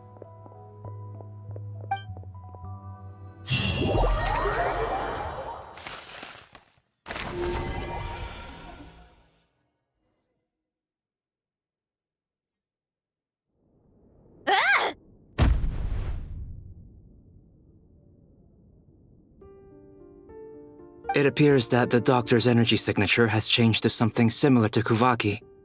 But not Krai's Kuvaki devices will only have a limited effect on it. I can see why you've chosen to place your hopes in alchemy instead. Also, I must say these books are rather profound. My subordinates just shipped them in from Fontaine. Some of them are from the Narcissenkreuz Ordo. Some are incident reports from Petrichor, and then there's a few test reports for these junk machines. Additionally, after some further scanning, I've discovered something extremely annoying. What's that? Tevat's skies contain multiple moons. A long time ago, when I did my first scan, I detected 3. But when I checked again just now, I detected 4 moons. So there's one extra. Yeah. Originally, I thought that if I could still find 3 moons, that would at least mean Columbina's still alive. But then it occurred to me that apart from the frost moon, Tevat's moons are just husks. And husks surely shouldn't show up in the scan, since they're not alive. It's weird, isn't it? If we can't even distinguish between a dead and a living moon, how are we supposed to know whether a moon goddess is still alive? Or does this mean that the moon marrows are equivalent to the moons themselves? It's certainly possible. In which case, the 4th moon you detect... So he wasn't bluffing. He really built his own moon marrow. It's easy to get overwhelmed when you have too much on your plate. Maybe you need to relax. Perhaps try going for a walk. Or simply take a few deep... Nothing can calm me down at a time like this. I need more time, and I need progress.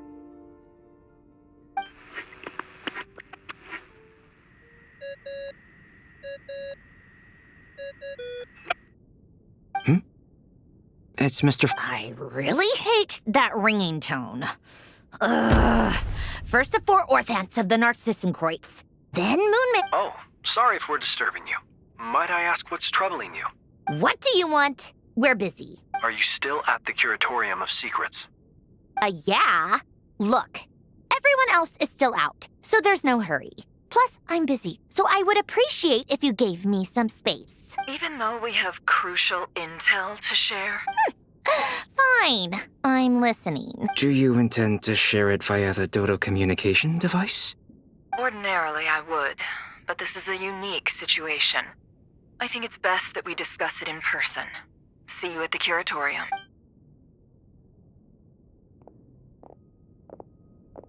All right then.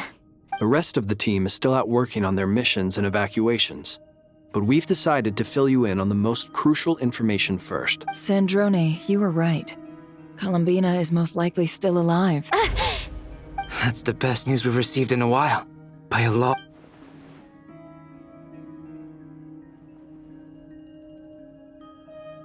Random locations. Appearing in reverse order? Are you serious? So not dying isn't enough for the moon goddess, huh? She has to show off too. Anyway, does this mean we can deduce her condition from the moon marrows? Miss Androne, there's nothing wrong with simply admitting that you're happy to hear the good news. I'm not. And she's the least of our problems. We're facing a huge crisis. If she can't control the flow of time in there, she's just gonna keep moving backwards.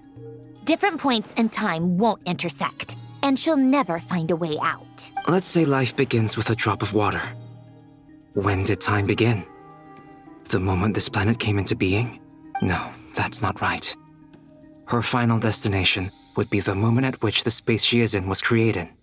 But it doesn't seem like we can influence that space from the outside world. Also, if she's alive, Rerir and Thalindus might be too. But as far as we know, neither of them have come back out. I'm afraid I must concur with Miss Nefer in this. Can't exactly argue with that. Let's leave it there for now. I've taken notes on everything you said. Will it help with your research? I doubt it's gonna help with breaking Dottore energy fields. But who knows when it might come in handy. Better to have it all written down than try to remember everything when I need it. All right, I need to get back to my research. Mr. Albedo has made a lot of suggestions that will require my undivided attention. Sure, I'll stay here.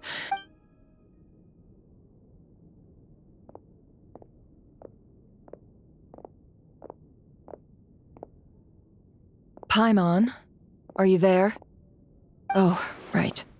She went with Varka to Natlan, didn't she? Good thing we... Speaking of the Traveler, where could they be? There's a note. From Paimon. Paimon here. Not in at the moment, but if anyone needs to borrow her stuff or the Travelers, go ahead and help yourself. Paimon won't be mad. Also, Traveler, if you get back before Paimon, make sure to get some rest.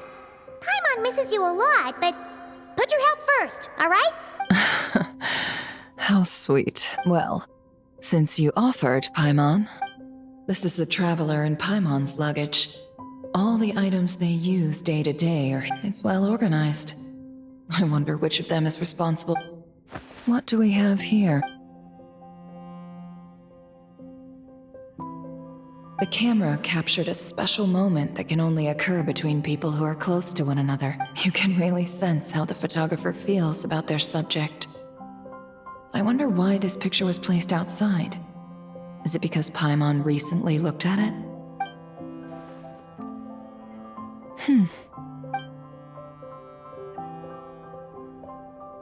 This must belong to the Traveler. Perfect. Hang in there.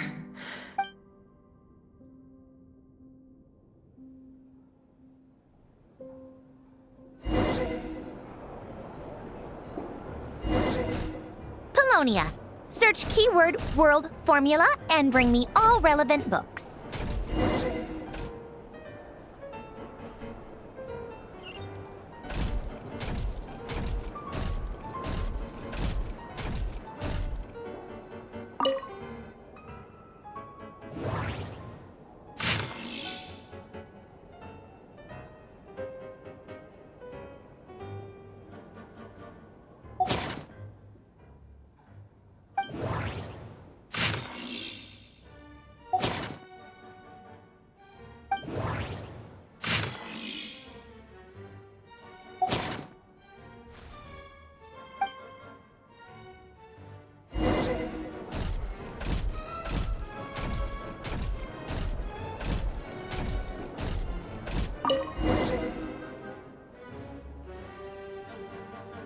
Let's see.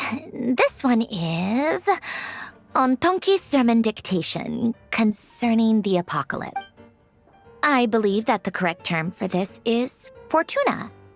This was an ancient Romorian technology, a wisdom unparalleled. I never imagined that Romorian ideas would be so similar to the diagram I have named, the world formula. This is human civilization should gradually shed possibilities as it continues to explore and evolve. The end of the sparks of civilization shall run out, unless we consider introducing variables from outside the system. Variables. Surely descenders? Dottore likely captured the traveler because of her descender status. But the Three Moons' authority comes from the world itself. Where does this variable factor in? The world formula calculates the fate of an entire world.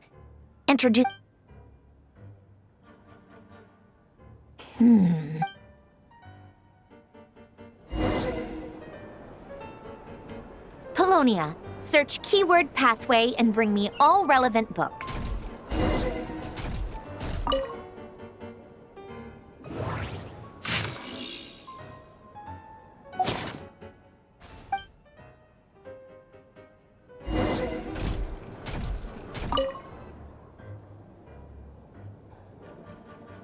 Otonki sermon dictation. Explications on the chemical marriage. These observe and compute the pathway displayed in the guidance diagram. Deconstructing and reversing its effects could generate potential ideas. So it's one of Renee's draft lectures. Deconstructing the pathway. I suppose that could lead to a breakthrough.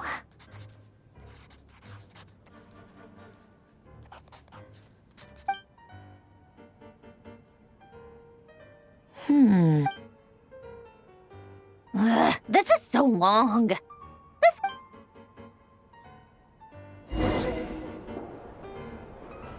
Polonia, search keyword tree model and bring me all relevant books.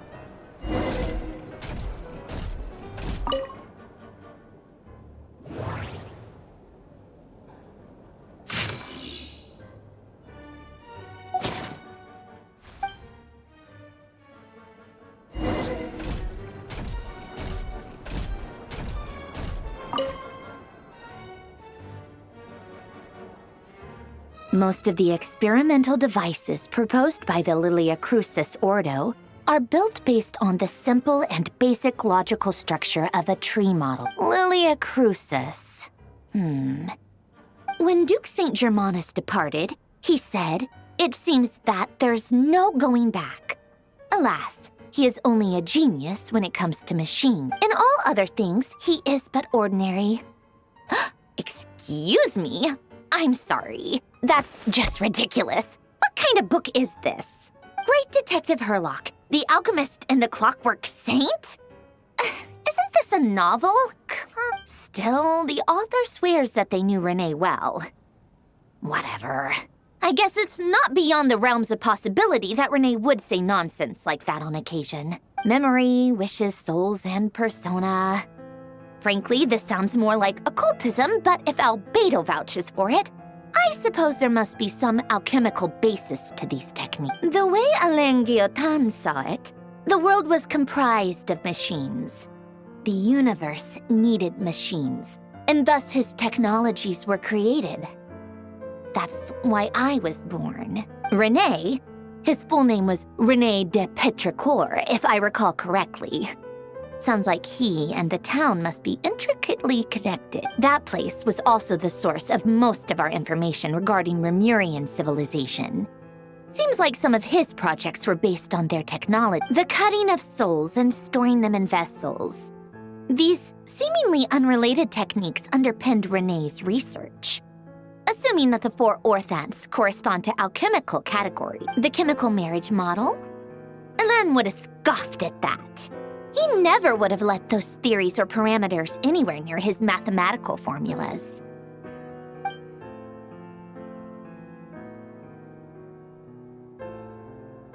What was Alain's view on Renee? Oh, now I remember. Alain Len's old notes are here too. Renee seemed most out of sorts when he spoke to me. A lack of sweet foods has dulled his mind, I should think. Either way, his words are not to be believed. Yep, that sounds like Len. My subordinates actually did a half-decent job digging out all these materials. Makes a change. Good for them. Some of Elan's old files are completely consistent with these records. He must have gotten them from the Tower of Gestalt. I never knew he got his hands on Renee's records that early. He may have kept them, but he never even attempted to use them. Didn't believe a word they said. Come to think of it, Renee's world formula was filled with calculations of constants. That shows he believed that the fate of the world to be predetermined. As for Elan, it's been too long. I forget what he said. What would he have said? A guy like him, fervent believer in machines, but not headstrong enough. The world can be changed. It is worth persevering. Yes, that's how he used to think at least. He created that procedure to save this world. Yet the scale of the world's fate proved too enormous. The result was beyond his ability to calculate. He died having never seen the outcome. And there I was, left behind in the ashes of his dream. Did you really never take a close look at Renee's research? Or did you read it but deem his philosophy incompatible with your model? The very thought of trying to incorporate his ideas probably made you feel sick to the stomach. Well, don't worry, because there's a whole new category of lunatic in town. Next to Dottore, every other madman looks sane. You once asked me what I wished for. Should have asked him instead. He's the one pining for things you'd sooner die than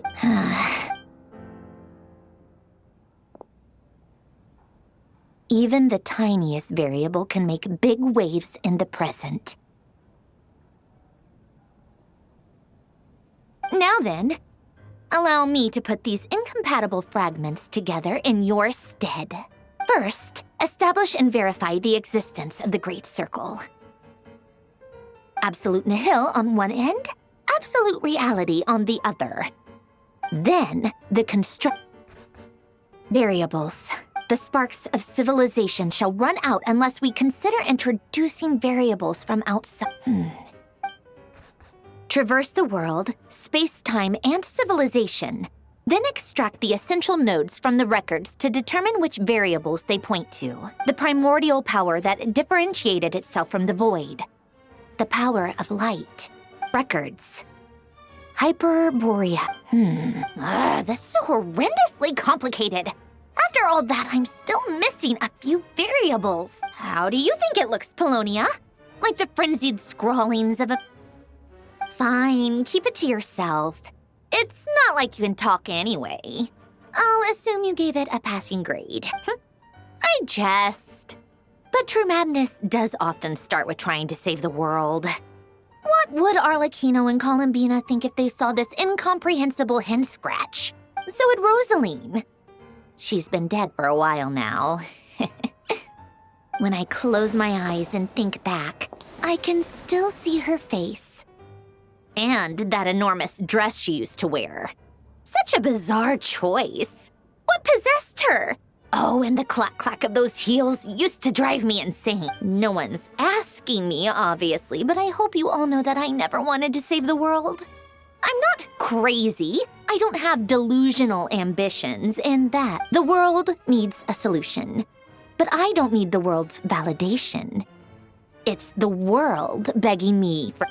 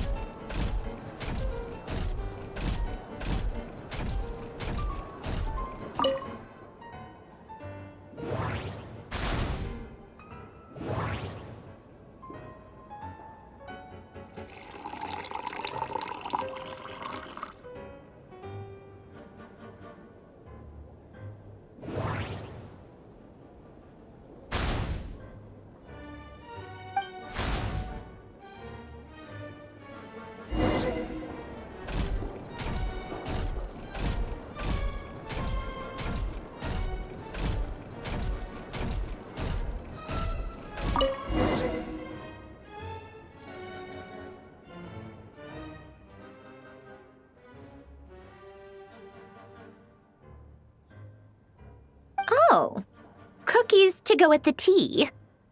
Let's see. Something's written on the box. We are proud to present this homage to the Fortress of Meropede's fun-filled meal collection system. Fortune cookies. Have a lucky start to your day. Sounds like a dumb gimmick to me. Be early to bed and early to rise. Get plenty of sun and drink plenty of water. Then things will surely go well for you. What? Are you kidding me? Somehow I doubt that an early night and a glass of water is magically gonna save a world on the brink of existential peril.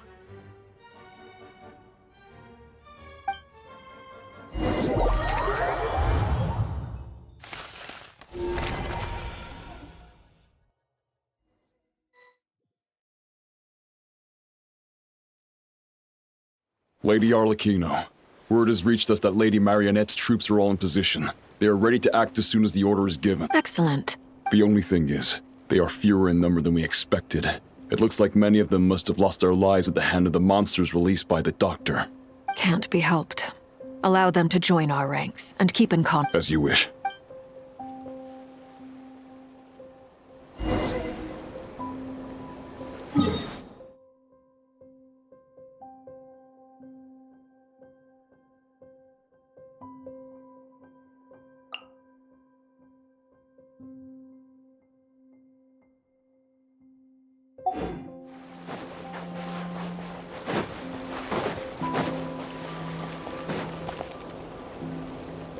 It's been a while, Arlecchino. You look well. Did Dottore really have to build his lab right on the sole path between Snezhnaya and Krai? Had to go on a huge detour to stay out of its line of sight. Sounds like an arduous journey. I assume you've brought word from Her Majesty? Of course, all part of the job. Firstly, the Tsaritsa has authorized Fatui Internal Affairs to review Dottore's case. They will reach a formal verdict on whether he has turned traitor and whether he poses a threat to Snezhnaya. While they're working on that, I've been ordered to come and receive the refugees from Krai. They are nearby. My team will escort you to them shortly. Great. Aside from that, Her Majesty has a message for you and Sandrone personally. She stayed behind to work since I was making the trip anyway. It seemed sensible to have one person on standby at base. All right, guess that's just how she rolls. In that case, tell her that the Tsaritsa's decree this time is pretty awesome sounding. I think she'll like this one. Still, I wonder what... Did one of our troops turn into a monster? Take him out.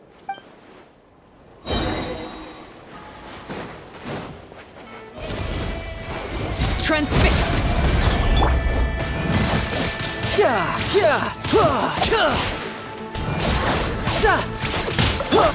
This is where you fall. Laid bare.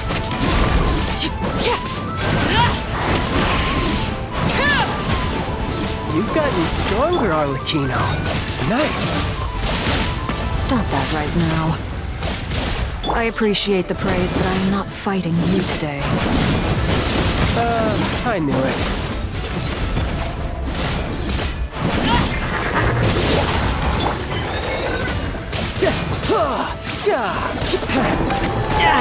Amateur mistake.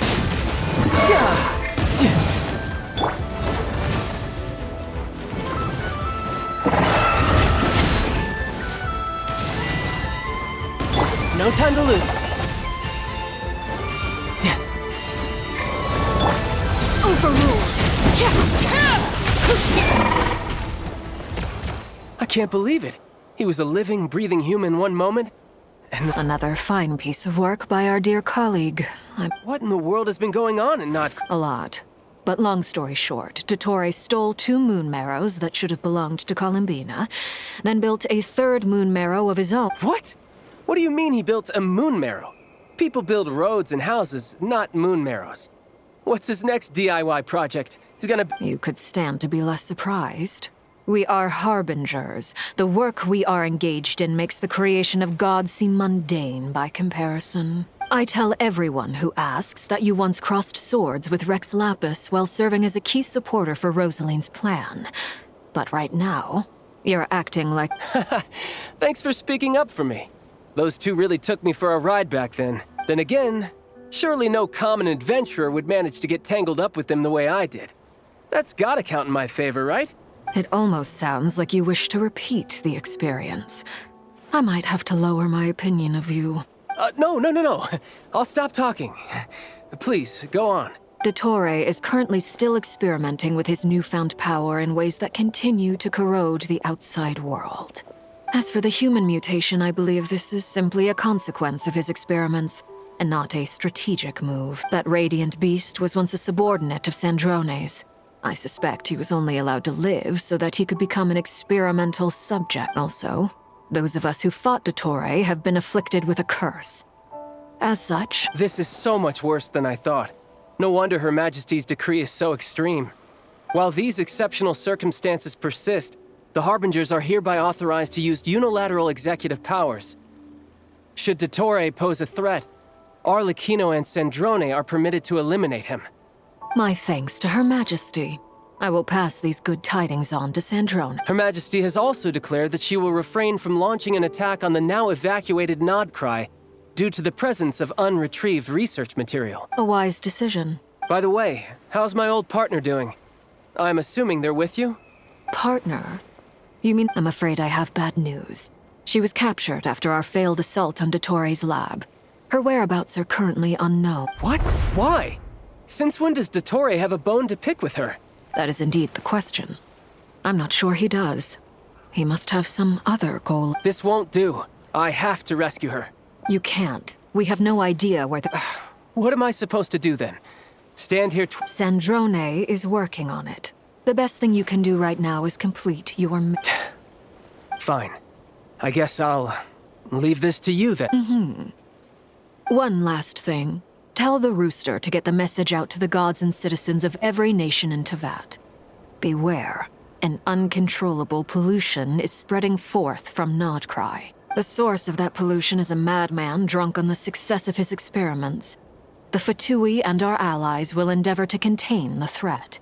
However, if Nod Krai falls, things are likely to escalate. Considering Dottore is one of our own, all Fatui stationed in Nod Krai consider it our duty to stay and fight him to the bitter end. Whatever the cost. Hey, don't be too pessimistic. If it comes to it, I'm sure Her Majesty won't stand by and do nothing. I hope you're right.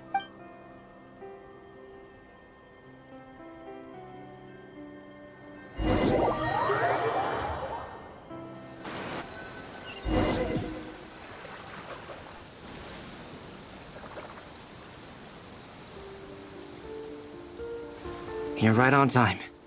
Thanks. Hey, do you think I'll get that gliding exam exemption? I made sure I was on my best behavior in Mondstadt. I landed well outside the city and walked in through the gates. I'll help you apply, don't worry. For now, let's see what we have here. What are the doctor's energy fields even made from? The usual attract and repel principles that govern Kuvaki don't seem to apply to them. They are very mysterious. But ultimately, they appear to be comprised of energies from the three realms. Thanks to research by Master in the Hexen Circle, we know that Tevat's 7 elements are derived from the more primordial power of the Light Realm, which is antagonistic with the power of the Void Realm. Since you have the power of the Dragon Durin within you, I'm sure you can already tell that this energy field contains no abyssal energy. That's true. It's not abyssal energy, it's something pure, wild, and untamed. I've been thinking about something. Do you still remember the device that Dory supplied from the Academia when you and Miss Columbina fought Raria? That was one of the most marvelous feats of ingenuity I've ever seen.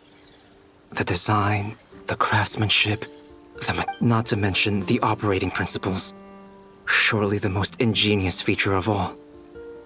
Dory didn't go into detail on how it functions, but I have a working theory. The clue was that Miss Columbina was somehow able to use the pyro energy that you provided, despite the fact that, as a moon goddess, she should only be able to use light realm energy in principle. Now, all elemental energy is, of course, derived from light realm energy to begin with.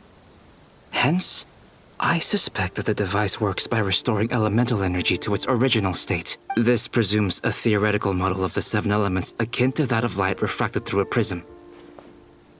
Perhaps it is no mere analogy, Maybe there is indeed a prism in this model. I almost wonder if the idea for the device was conceived based on direct observations of said prism. It would explain how such an ironclad design concept was achieved. It is at once a masterwork of engineering and a groundbreaking application of the Academia's latest elemental theories. I suspect only Lesser Lord Kusanali herself could have devised such an ambitious technology. But back to the energy field before us. If this is pure light realm energy, its relation to elemental energy is one of integration versus division. Or you could say that the former contains the latter. Could this mean that elemental energy can dilute the power of the light realm? Should we give it a... We should.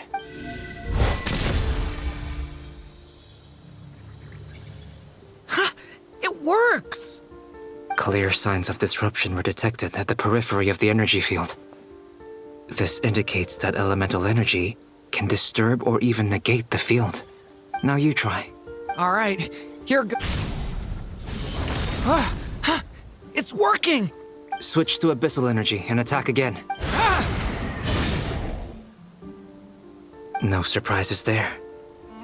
Abyssal power drains the energy field to a significantly greater extent.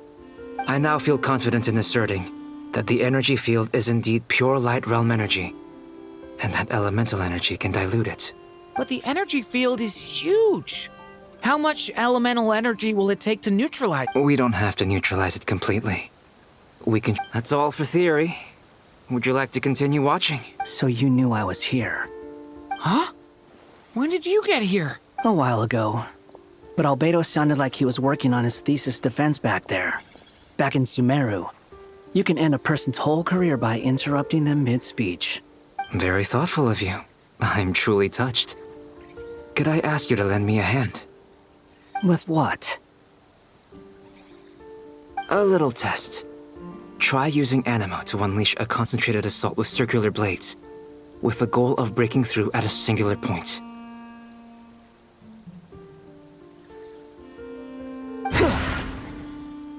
Nice! This time it tore through the field. Tremendous.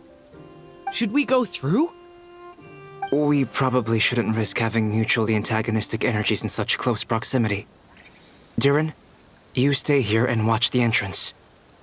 Hat Guy and I will go in to investigate. Sounds sensible to me. Keep your eyes peeled, Durin. Don't worry, I got this. You two be careful in there. Just give me the signal if you need help and I'll dive right in. What do you mean, signal? It's based on a new alchemical concoction I developed last month. When 2 bottles of it are smashed on the ground together, they emit a blinding burst of light. If it comes to that, remember to shield your eyes with your hat. Glad I asked. Thanks for the heads up.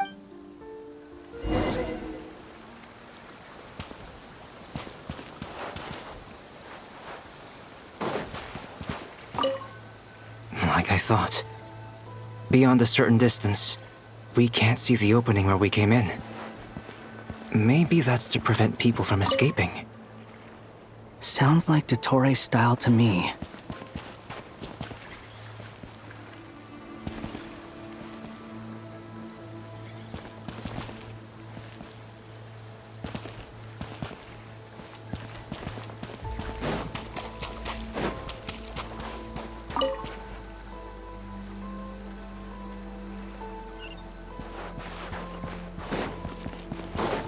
Not much has changed.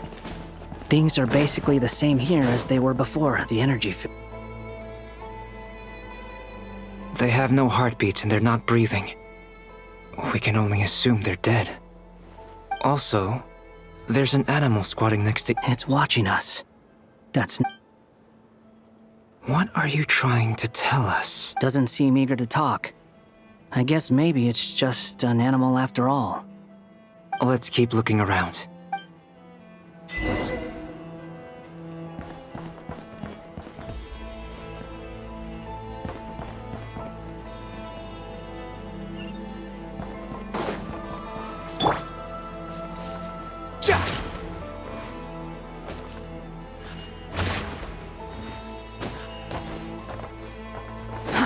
Too slow.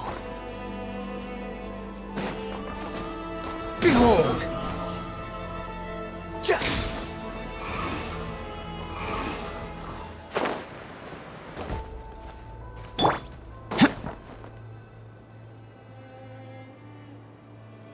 Same situation everywhere. Not a living soul in sight. Just countless bodies with animal. Well, I think we can safely rule out the possibility that they're all pets. Is skirting around the topic your way of showing consideration for other people's feelings? Just being cautious. I don't doubt that you can handle the truth.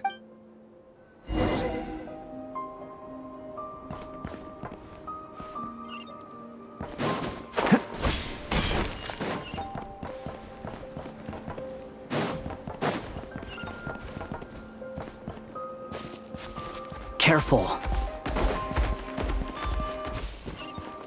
Please. Help us. Please. Over there. I hear a voice.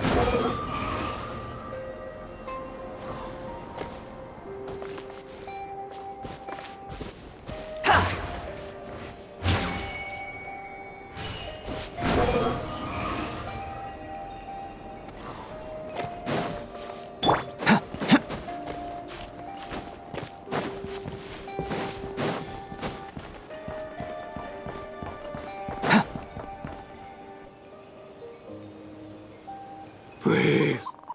What happened here? I don't know.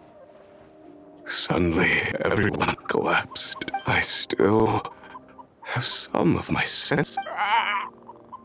It looks like there's a huge experiment going on inside this energy. Maybe each energy field is its own giant experiment. He's swapping human minds with those of animals. Even without the other circumstances, this would be an extremely radical. Those people may have lost their sense of selves, but they are not fully animals either. If they were, they would have left. But instead, their instincts are driving them to remain by their dead bodies. We should go. No sense in sticking around here longer than we need. Agreed.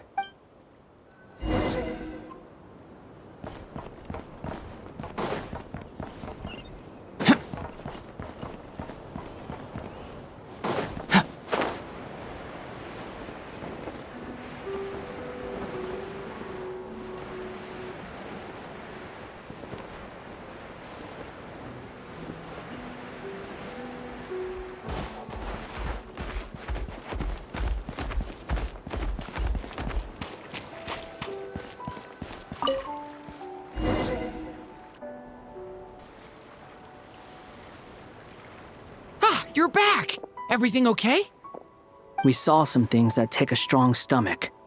Otherwise, we're fine.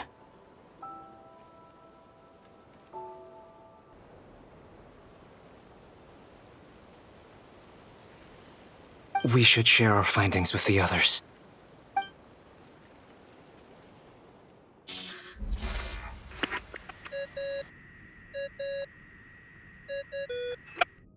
Yes? Who is it? Miss Nefer, it's me, Albedo. We found a way to break through the energy fields. With enough control, it's possible to tear them open using elemental energy. Also, we managed to take a look inside. Dottore is carrying out his cruel experiments on an immense scale. Any residents who have failed to evacuate in time will likely meet a grisly end. Sounds like he's living down to our expectation. Might I ask how things are proceeding on your end? I'm just about to get started. I'll be in touch once I have a result. Understood. I will.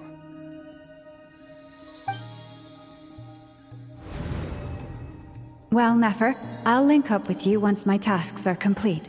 What makes you think I'd need you to do that? I'll need it. And considering the way you approach certain matters, I think you'll be better off with me present.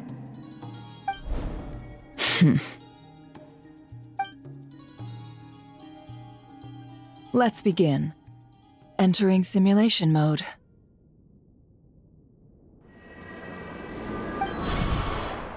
A vast wasteland. Is this the Traveler's inner world?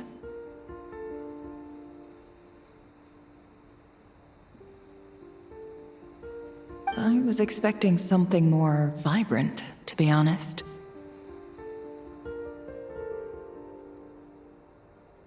Wait, someone's there. What are you looking at? In that case, I'll look at it with you.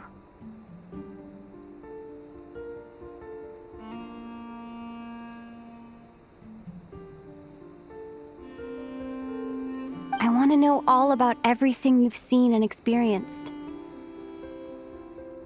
Is there somewhere I should return to? Or should I stay here and be the hero everyone says I am? I don't dislike my current life. Roaming the land, fighting battles, accomplishing missions, earning a living, looking after Paimon. It's not so bad. I guess the only thing that's missing is that you're not here with me. This is the conscious layer, which contains a person's true feelings. It is filled with both. I suppose anyone who lives long enough ends up wishing for someone who can't be there. Maybe it's the only way we can feel truly alive. Time to delve a little deeper.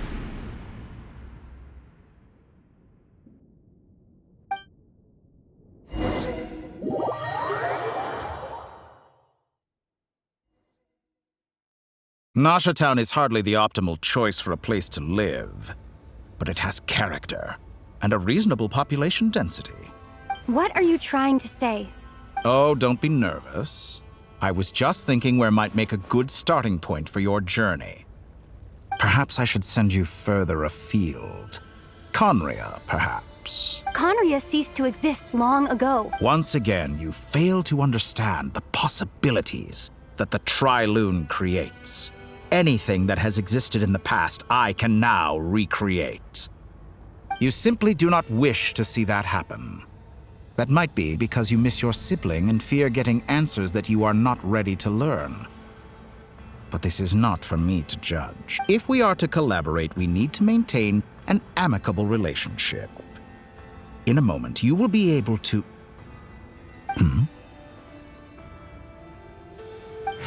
Oh no. What are you...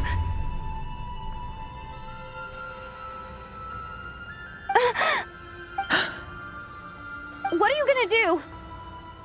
Don't move. Something unwanted has crept into... Oh? Gone is...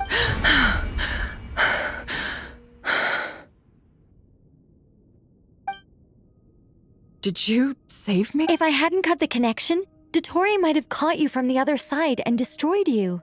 This was a good idea, but once is plenty. You were exceptionally brave. Thanks, but now's not the time for that.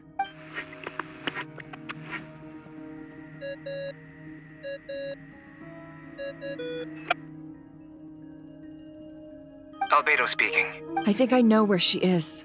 What is this endless... I can't see anything, even though my eyes are wide open. But what happened? Ah, sorry about that. I take it you didn't notice. Just now, a friend of yours took a little peek into your mind. Could it be Nefer? How did she do it? Do you think she's aware of your current circumstances? Oh dear. Have I stunned you into silence? I only wanted to slow down your time a little so I could stop your intruder in her tracks. It would have been nice to capture the spy. I must say, I'm finding the ability to adjust the flow of time rather intriguing. The moment you closed your eyes, time seemed to grow impossibly viscous, didn't it? A whole month passed before you opened your eyes again, but only for you. No one else was affected. I dare say this is something only a god can achieve. Point taken. You've proven once again that you have god-tier powers. Oh, you misunderstand. This wasn't about proving a point. I was testing things out. I find I learn best by doing, and I have to admit, time is not the easiest dimension to control. I only wanted to make you sleep for a short while, but it ended up lasting a whole month. Clearly some finesse is required to wield the authority over time as I wish. I hope you're not angry with me. It was only a month's discrepancy, nothing too serious. Had I been off by a year, a decade, or even a century, You could have frozen me for millions of years. So much for collaboration. You aren't showing much sincerity. Millions of years? I wonder if you don't understand humans all that well. They are very pragmatic creatures who understand only that which they can perceive with their senses. If I had you sit here for a week, I imagine people might sympathize. But if I left you here for 100, 1,000, or 10,000 years, the sheer size of that number would cause it to lose all meaning to them. They would not have the capacity to comprehend your suffering, and thus they could not empathize. Unfortunately, while gods do exist in Tevat, it is ordinary humans that account for most of the population. Their lifespans are so limited, their bodies so fragile. Did you ever really hope that they could begin to understand someone like you? Your long life and unique origins make you fundamentally different from them. How long will it be before they start to treat you like the alien you are? Before you are ostracized? Alien. Even I feel bad for you sometimes. This world has made you into a slave. So many times you have served its will, and not once have the powers that be ever thought to grant you the one simple thing you have been treated most unfairly. I can change that. I will grant you special privileges and give you back the status you rightly deserve as a descender.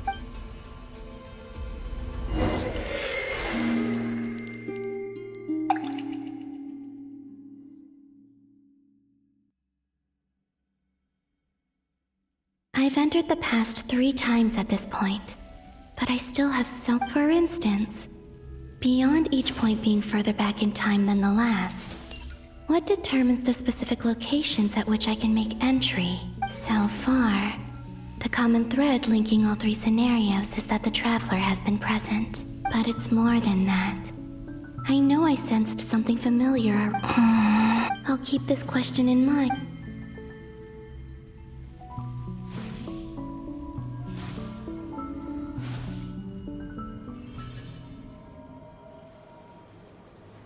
Humans, you never change. Always trying to use powers. Unite. This looks like Star Sand Shoal. Was this before Rerir regained his physical form? You've messed with the cannon again, huh? Sorry, but this— The cannon. That's right.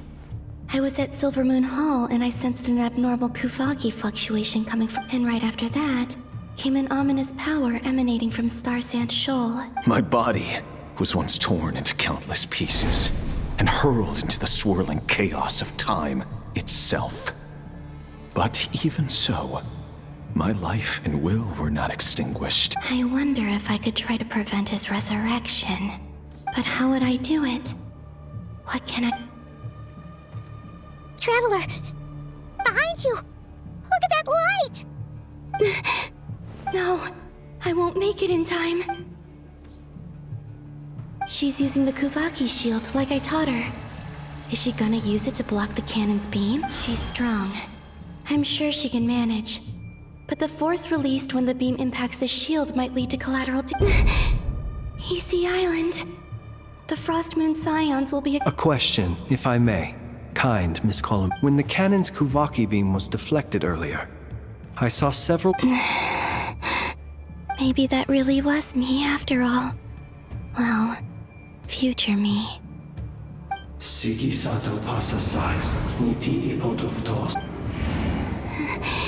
no time. I have to make— Oh, Frost Moon. Oh, great land. If you can hear me, if you can sense my call, then please, heed me once more!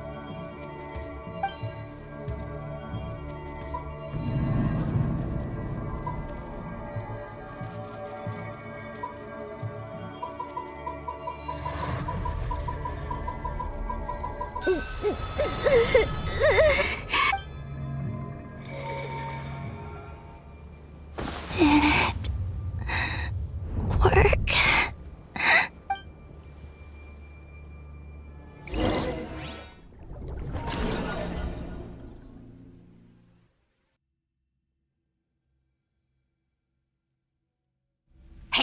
wake up. Hey, Columbina,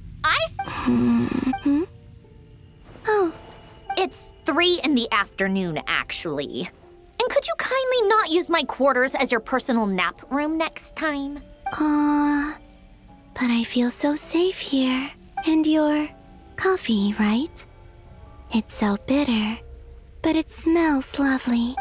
It's like you were raised by wolves in a forest or something. What did you drink growing up? Grass tea? The Frost Moon Scions certainly led a more frugal existence than the Fatui. Then I'll bet you've never eaten one of these before. It smells delicious. That's because it's a Fontanian recipe.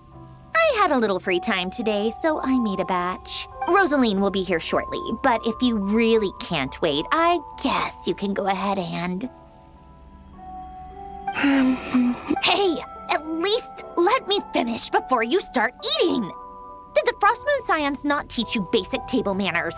Or did the rules not apply to you because you're the high and mighty moon goddess? These are so tasty. Of course they are.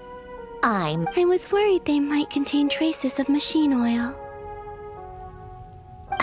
What?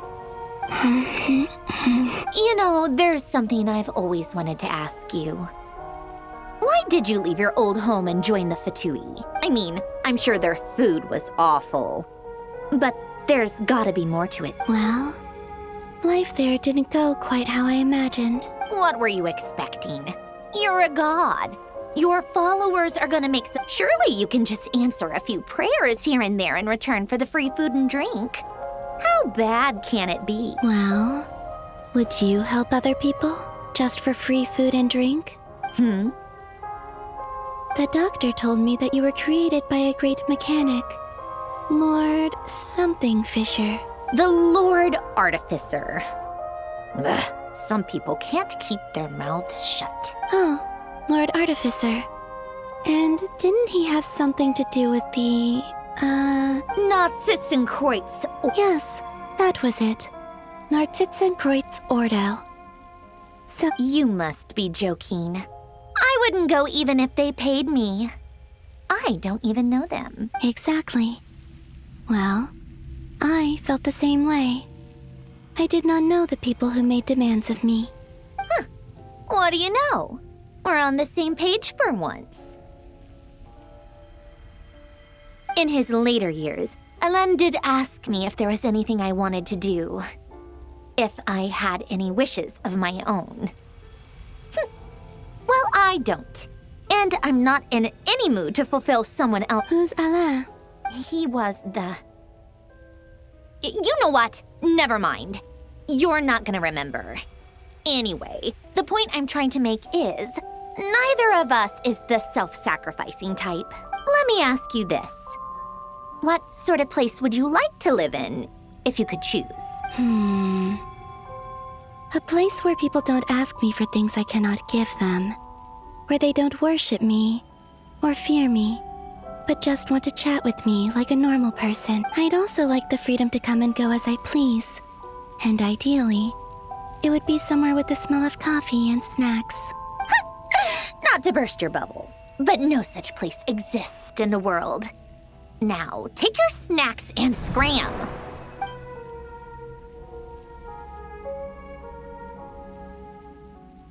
Did I? Of course.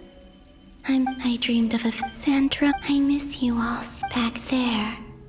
I guess I managed to harness all the Kuvaki energy on Hisi Island. Time is flowing backwards here. And I can use that familiar power to enter the world of that mystery ally everyone talked about. It was me all along. I can sense that there isn't much more power remaining. What lies at the end of all of this? Will time keep flowing into the path, and will I...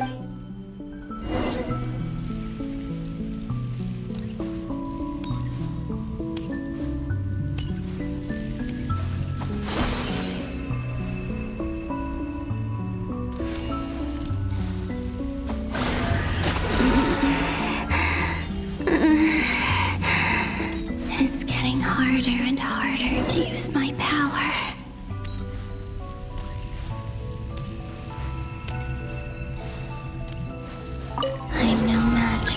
useless in this state.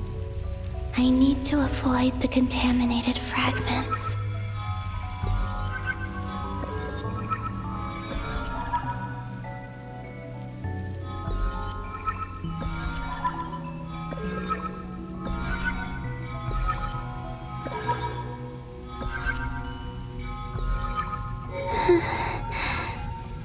Time to go. I wonder where I'll find myself this time.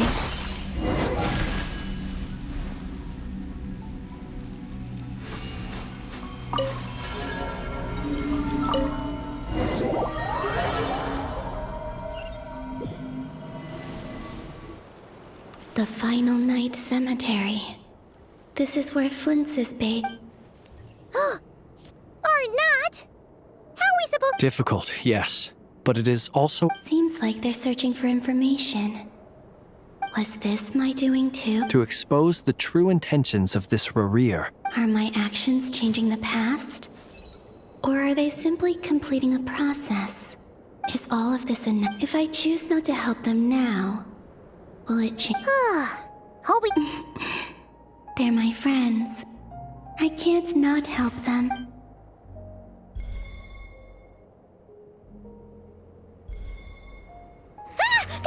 Ghost! And the other one was... here. Hey! Another file's moving!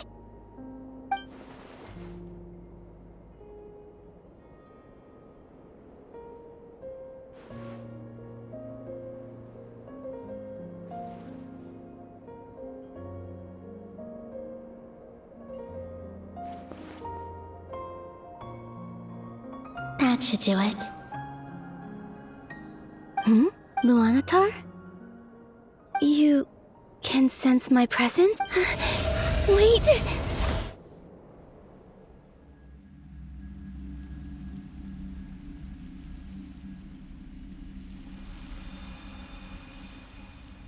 Luanatar. So she's that familiar presence I've been sensing. She's always been by the Traveler's side. That explains why the Traveler has... But why Luanatar? Is it because she has a connection to me as the Moon Goddess's familiar? That's...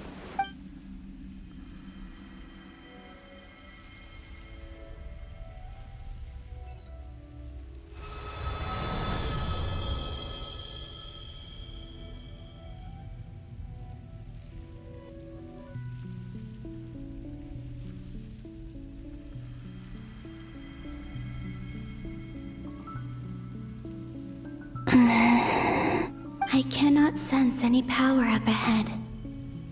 This is likely my final chance to enter the... It's now or never.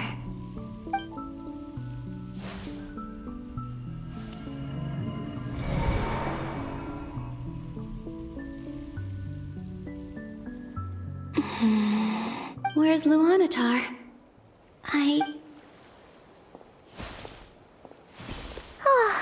Seeing Enefa and Aino reunited like that sure was heartwarming. No. Stay calm.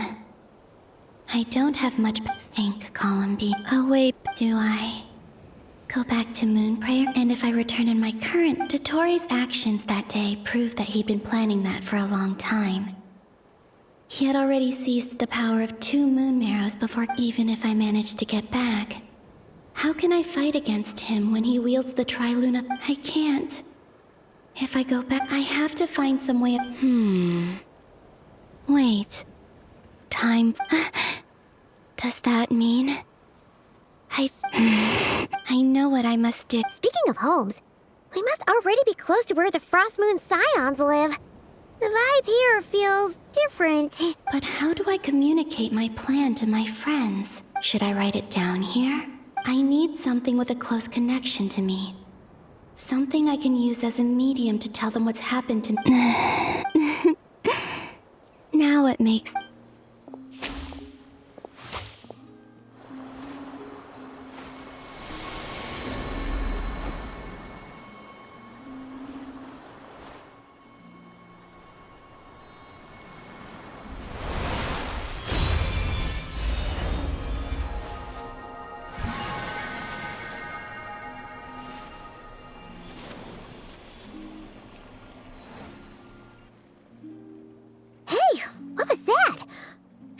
some sort of breeze blew by, and then the petals suddenly turned into...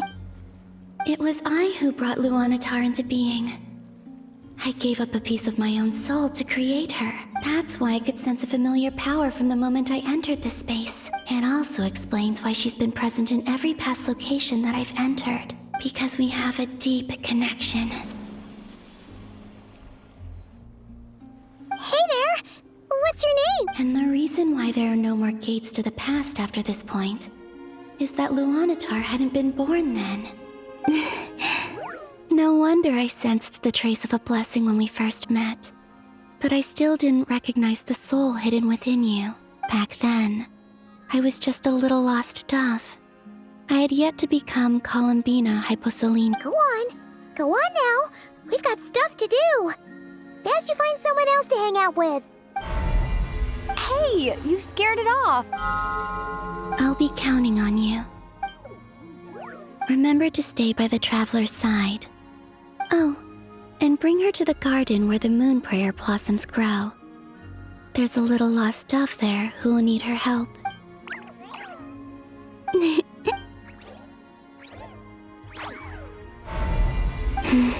You too. Go and live your story. As for mine must go in a different direction.